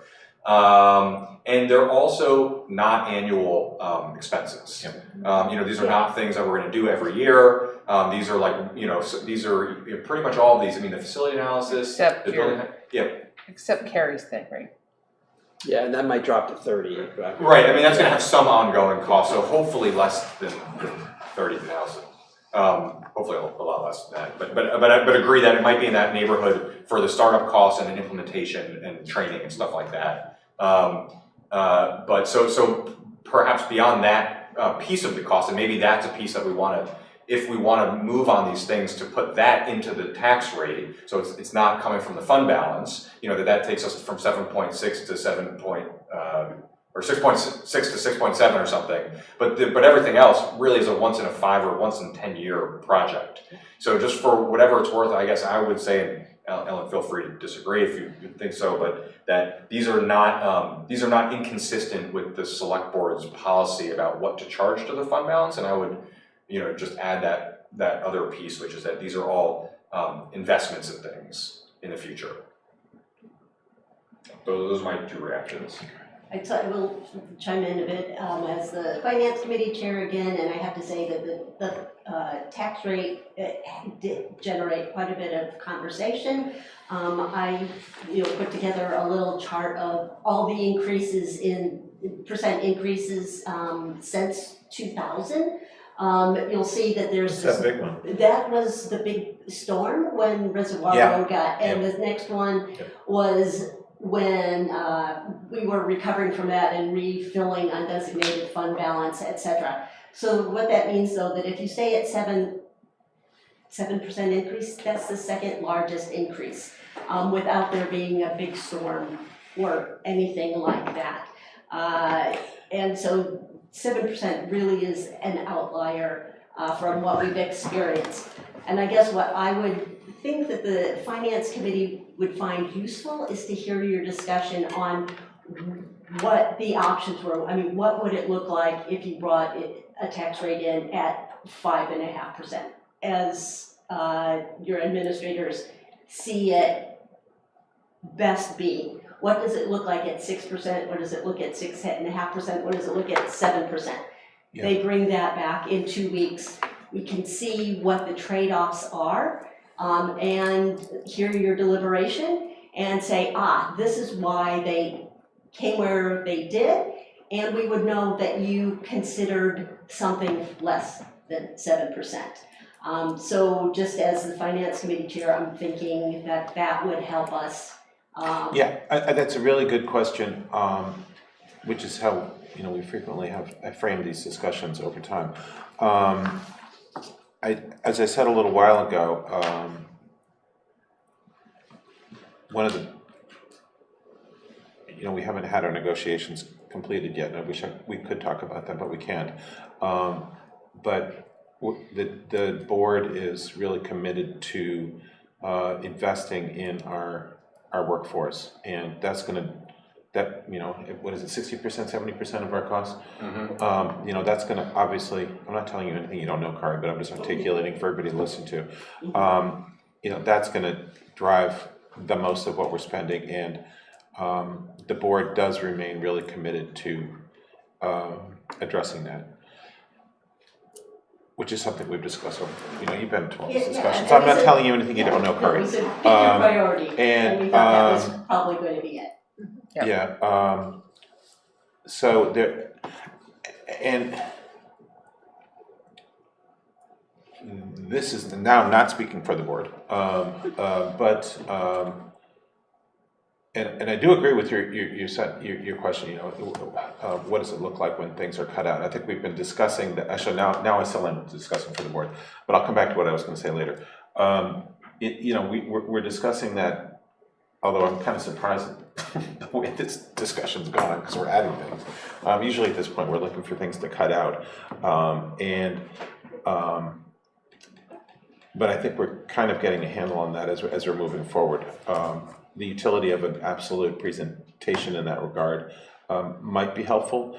We do have to settle this, though, in the next couple of weeks. And I think that's something to think about. The one thing I was going to say that wasn't part of the board is, I've just not seen a huge clamoring in the community about affecting not negatively, cutting back on services. That graph you showed is immensely interesting. I'd like to actually sit down if you could send me a copy of that. Sure. I'd love to see that. But that's my sense of what the community's sitting at. So, we did give a range of 5 to 7, and I agree, 0 would be better. -5 would be better. It would be a question of what Yeah. does 5 look like, Yeah. and maybe if negotiations are wrapped up by April 1st, there would be a way of, again, I just think that it's important to show that that you didn't just go immediately to 7%, but that you looked at the options. Yeah. And, Although you we know, are sitting at 6.5% right now. yes, yeah. I mean, and we didn't know that when we met on. Of course you Thursday. didn't. Right, Yeah, right. of course you didn't. I appreciate your. Yeah, we're all learning. Maybe if we keep doing this budget for the next 6 months, we'll Oh, get down. eventually, yeah, that's. Oh, Lord, yeah. Well, that's helpful. I mean, because certainly, the process is about reaching our goals within a reasonable tax frame, and we appreciate the Finance Committee's incredible involvement and hopefully endorsement of the budget. And so I think we'll take that under advisement, right? To Athos's point, I mean, I've often said that our worth, I mean, we need to reflect the values of the community as a whole, because if we don't, then, our advice has no purpose. So that's really what we are aiming to do. And we all want the same things for the community. We do. Otherwise, we would No. We wouldn't be here at 10:15 on a Yes, Monday night. exactly. Unquestionably, Kari. So, but I do appreciate having had a little bit of time here. I don't know if Carrie could add a little bit more of the points that he summarized from our Thursday meeting. I just have to say that this year, because of the 7%, I'm just feeling, as a chair, more of a need to make sure that the work is done so that we can make the case that 7%, if that's what it is a thoughtful, meaningful, or if it's 6.5% even, that's still an outlier. I just really I think we're wanna gonna make sure be. that's in a row. I think we're going to be looking at a lot of outliers moving forward. Meaning, what's an outlier? Yeah, and then the definition of outlier. That's what I mean. Right. Yeah. But right now, this is a big difference. Mm-hmm. I think so I'll take your invitation. I think the other thing that came out of the discussion at the Finance Committee meeting on Friday was just an articulation of trade-offs. So if it was tough to get to this point, what were some of the tough things that we maybe are not doing? So what were some of the trade-offs involved in decision-making? And then secondly, with respect to investing in our staff and our employees, just putting that in context. What is the imperative? How does that look versus neighbors and? I think we've addressed that pretty well. Yes, but I think putting it against the investment dollars. So these are the dollars that we're applying, and these are the issues that we're addressing. So I don't think we're going to be able to get to that answer.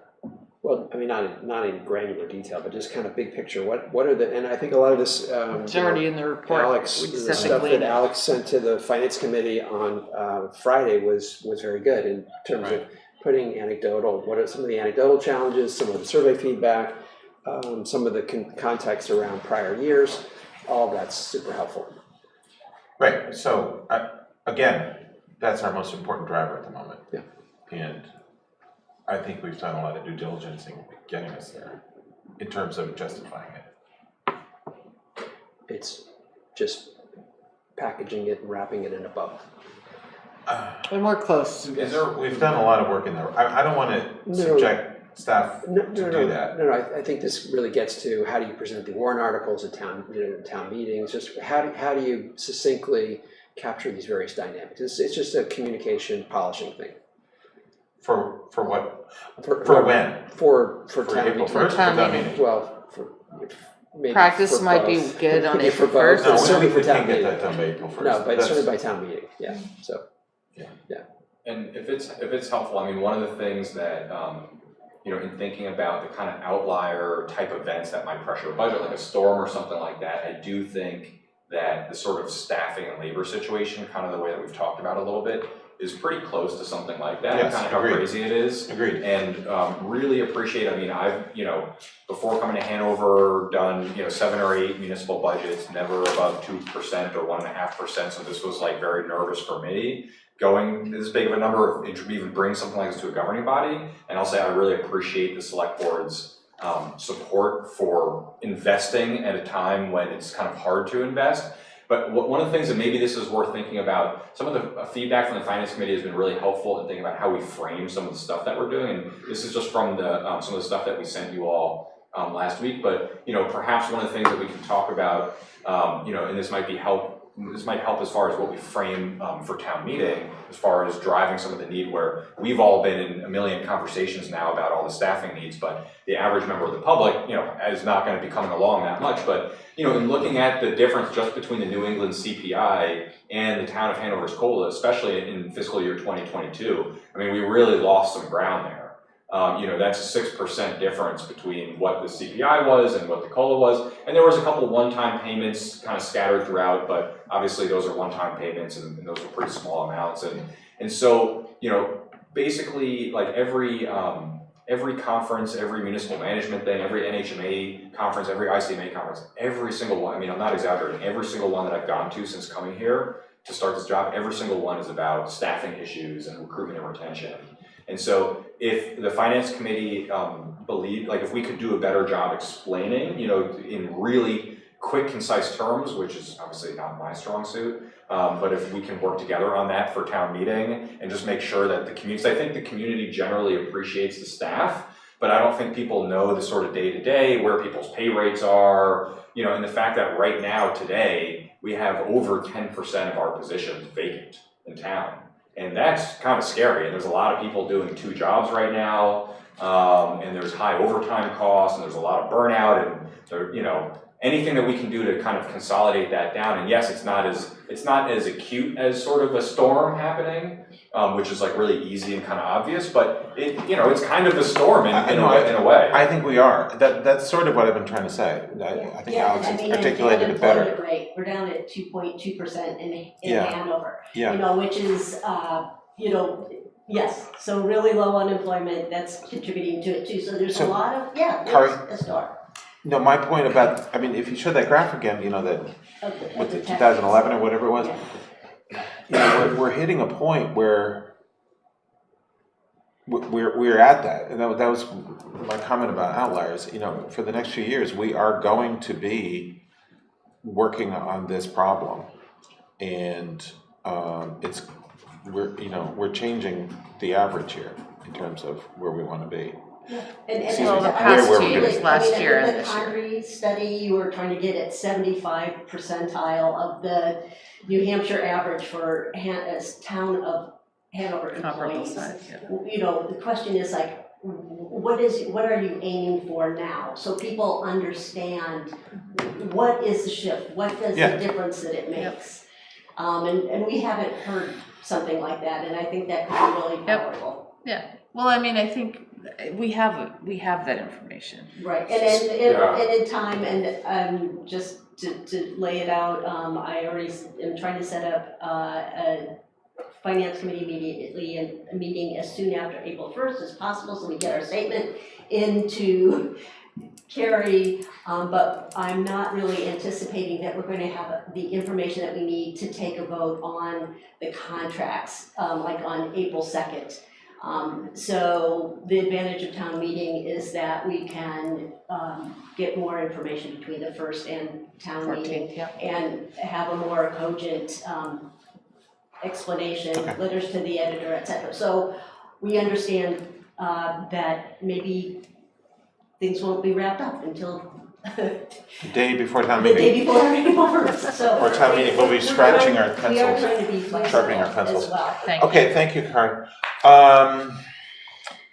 So where are we and where do we want to be? How are we gonna finish this up? We gotta finish this meeting We up. have a bunch of action required. Okay, oh, I know, I'm talking about the budget discussion. Is there more discussion on the budget? I think so. Thank God. The next things are very quick. I move to set a public hearing on April 1st for adoption of the, this is an easy one, fiscal year 25 budget and adoption of collective bargaining agreements. Is there a second? So moved. All in favor? Aye. And I'm just doing this to get us going. Recommendation to set a public hearing on the first to amend the Parklets, which we didn't talk about, but it's in our packet, so everybody knows what we're talking about. And we will have a red line Yep. for the next meeting. That's that'll be in the next packet, yeah. Show us Subway the station to changes Boston? between. And the diagram maybe like labeled. Yep. And then I did have one question. Is there a Like, second? It seemed like. We need a that- second. There's a second. I seconded. Do we Go ahead. talk after? No, we're the doing second? discussion, go ahead. Cause if we talk after the second, then I can second. No, it's been seconded. Okay. It seemed like we had parklets that were bigger than 4 spaces, by the same businesses. So we should maybe just look at that, because if we're gonna revise it, we should make sure it is inclusive of what we're actually doing. I don't know for sure, it's a I little. think it was 4. I think so too. I think one of them may have gone, I the think fifth what space they- may not have been parkable, but they weren't really in it. And I think, don't know. I don't know if that's, but I can ask Possibly, Rob yeah. about that. Because I think that's what it was, but Like it I'm was not- right on the edge of the line. And I then think it was parkable maybe for ADA, I don't know, but it actually saved, that's a really bad parking spot, because people have backed into people crossing the crosswalk. Yeah. So So we're talking it's about the same spot, yeah. So it's Okay. good So to we not, need- like, we shouldn't Jenny? be parking there anyway. We need a complete Yeah. street design, is that what you're saying? I am. But Okay. yeah, I just wanted to double check that we aren't exceeding that in some way. Yeah, And that that's like as inclusive as it needs to be to Okay. do what we need to do. All right, all in favor? Aye. Aye. Opposed? Now we have, I'm gonna take the, minutes out. I want, No, wait a minute, you have a C. Recommendations set pre-town meeting, public hearing. oh, for God's sake. I move that we set, April 15th as a pre-town meeting to consider the proposed warrant for the 2024 town meeting. So second. If Bruce Springsteen actually shows up at the concert, he's supposed to show up on the 15th, I won't be here. Will other people be here? Yes. Okay, good. No, we're all gonna be at the Springsteen. We're gonna have the meeting He's there. canceled, he's canceled twice. I will ask our attorney if we can have a meeting at a Bruce Springsteen. There you go. There we go. It's out of state. It's in, Buy a ticket. Yeah, right. but enough people will be here, we'll have a quorum? Yep. Yes. Great. All in favor? Aye. Aye. I'm gonna take, on the consent agenda, I'm gonna take minutes out, we're gonna table that, because we don't have time to go over them. That leaves us with review and approval of our tax collector. Do I pronounce your last name Gold? Ellen? Yes. Tracy, thank you. Victoria? As associate town clerk and as a town of Hanover municipal agent. Review and approval of the administrative abatement of interest, which we got we didn't get in our packet, but we got on our desks at this meeting. Approval of veterans' credit, and banner request from the Unitarian Universalist congregation of the Upper Valley. Can we pull the banner? I just had a couple. Yeah, let's take the banner out too. Yeah. But we are gonna actually vote on the banner today. Yeah. We're not gonna vote on the minutes. And donations to Etna Library Parks and Hanover Parks and Rec. Can we add the Evan Gerson recommendation? Jenny, can we actually do that at our next meeting? Yeah. Thank you. I just don't want to forget it. Yes, can you remind us? It's on the list. All right, so we're voting, is anyone moving this? Yes, move to approve consent agenda items. 2, 3, 4, and 6. 6, yes. I'll second that. Okay. All in favor? Aye. Who's got a list of the donations? Anybody? Do you want me to run through them? Yeah, I think we need to do this. Carrie, why don't you read them? Who's got it? Yes, okay. Carrie, so, go ahead, so we are pleased and want to thank donations to the Etna Library. Thank you. Received in the following amounts: New Hampshire Humanities Council for $300, Greg and Carolyn Marston in memory of P.D. Burney in the amount of $500, and Jerry and Pat Balcom for $100. So thank you to all of them. And then with respect to Hanover Parks and Rec, they received a sponsorship donation in support of their youth athletics team from the Works Cafe in the amount of $650. Thanks to them as well. All nice stuff, all Thank wonderful you. stuff. The banner request, I had a question about it, and my question was, it's not taking place in Hanover. Does that affect our we have a policy on the banners. We need to see that again. It was just not commercial. I don't know if it said It is Hanover. not Let me- commercial. It's not, yeah, that's the only thing I remember from the. But policy. it's to, well, so it's to benefit the Haven. So with respect to the Unitarian Universalist congregation banner, it is to benefit the Haven. They give 100% of the proceeds. So my only thought there is, church banner, but this is to benefit the Haven. It's not Yes, for you the talked church. about denomination. So, Yes, yeah, okay. so the banner as submitted, I would love to have them add the words to 100% to benefit the Haven, because I think that would A, be compelling, and B, also be clear why Consistent. we're Yeah, thank you, Carrie, for pointing that out. That's great. Can we do that? I don't know, we can try. I don't know if you can because you're not allowed to have sponsorships or any sort of other. Well, but that's not like a logo or anything. I mean, the yeah. Well, let's see. They have the banner, proposed banner language in here. Let's see. Somewhere. Maybe we can look, because I think saying who's going to be the beneficiary of donated funds. I mean, there must be some language on some of that says where the money goes to. Right. I would think that might be there already. And we just don't know if they have the banner. We can ask them. They don't have a banner, it's not till November. Yeah, we gotta see the banner. Yeah. Oh, right. So the language is in here. Just They have plenty of time to create the banner Okay. with our new language. We can reach out, and we've got some time. Should we just table this?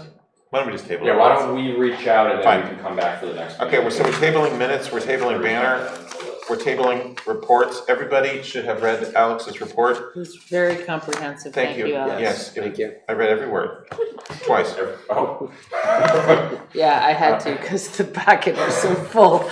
Select board and committee reports we're tabling. And there's been a request to move it to, there's been a request for a non-public session pursuant to items RSA 91:3. I just have one, just a little correction in the presentation from the business group. It says the select board signed letter, and I mean, it's very clear that Nancy, a select board member, signed. But it shouldn't be written that the board signed the letter.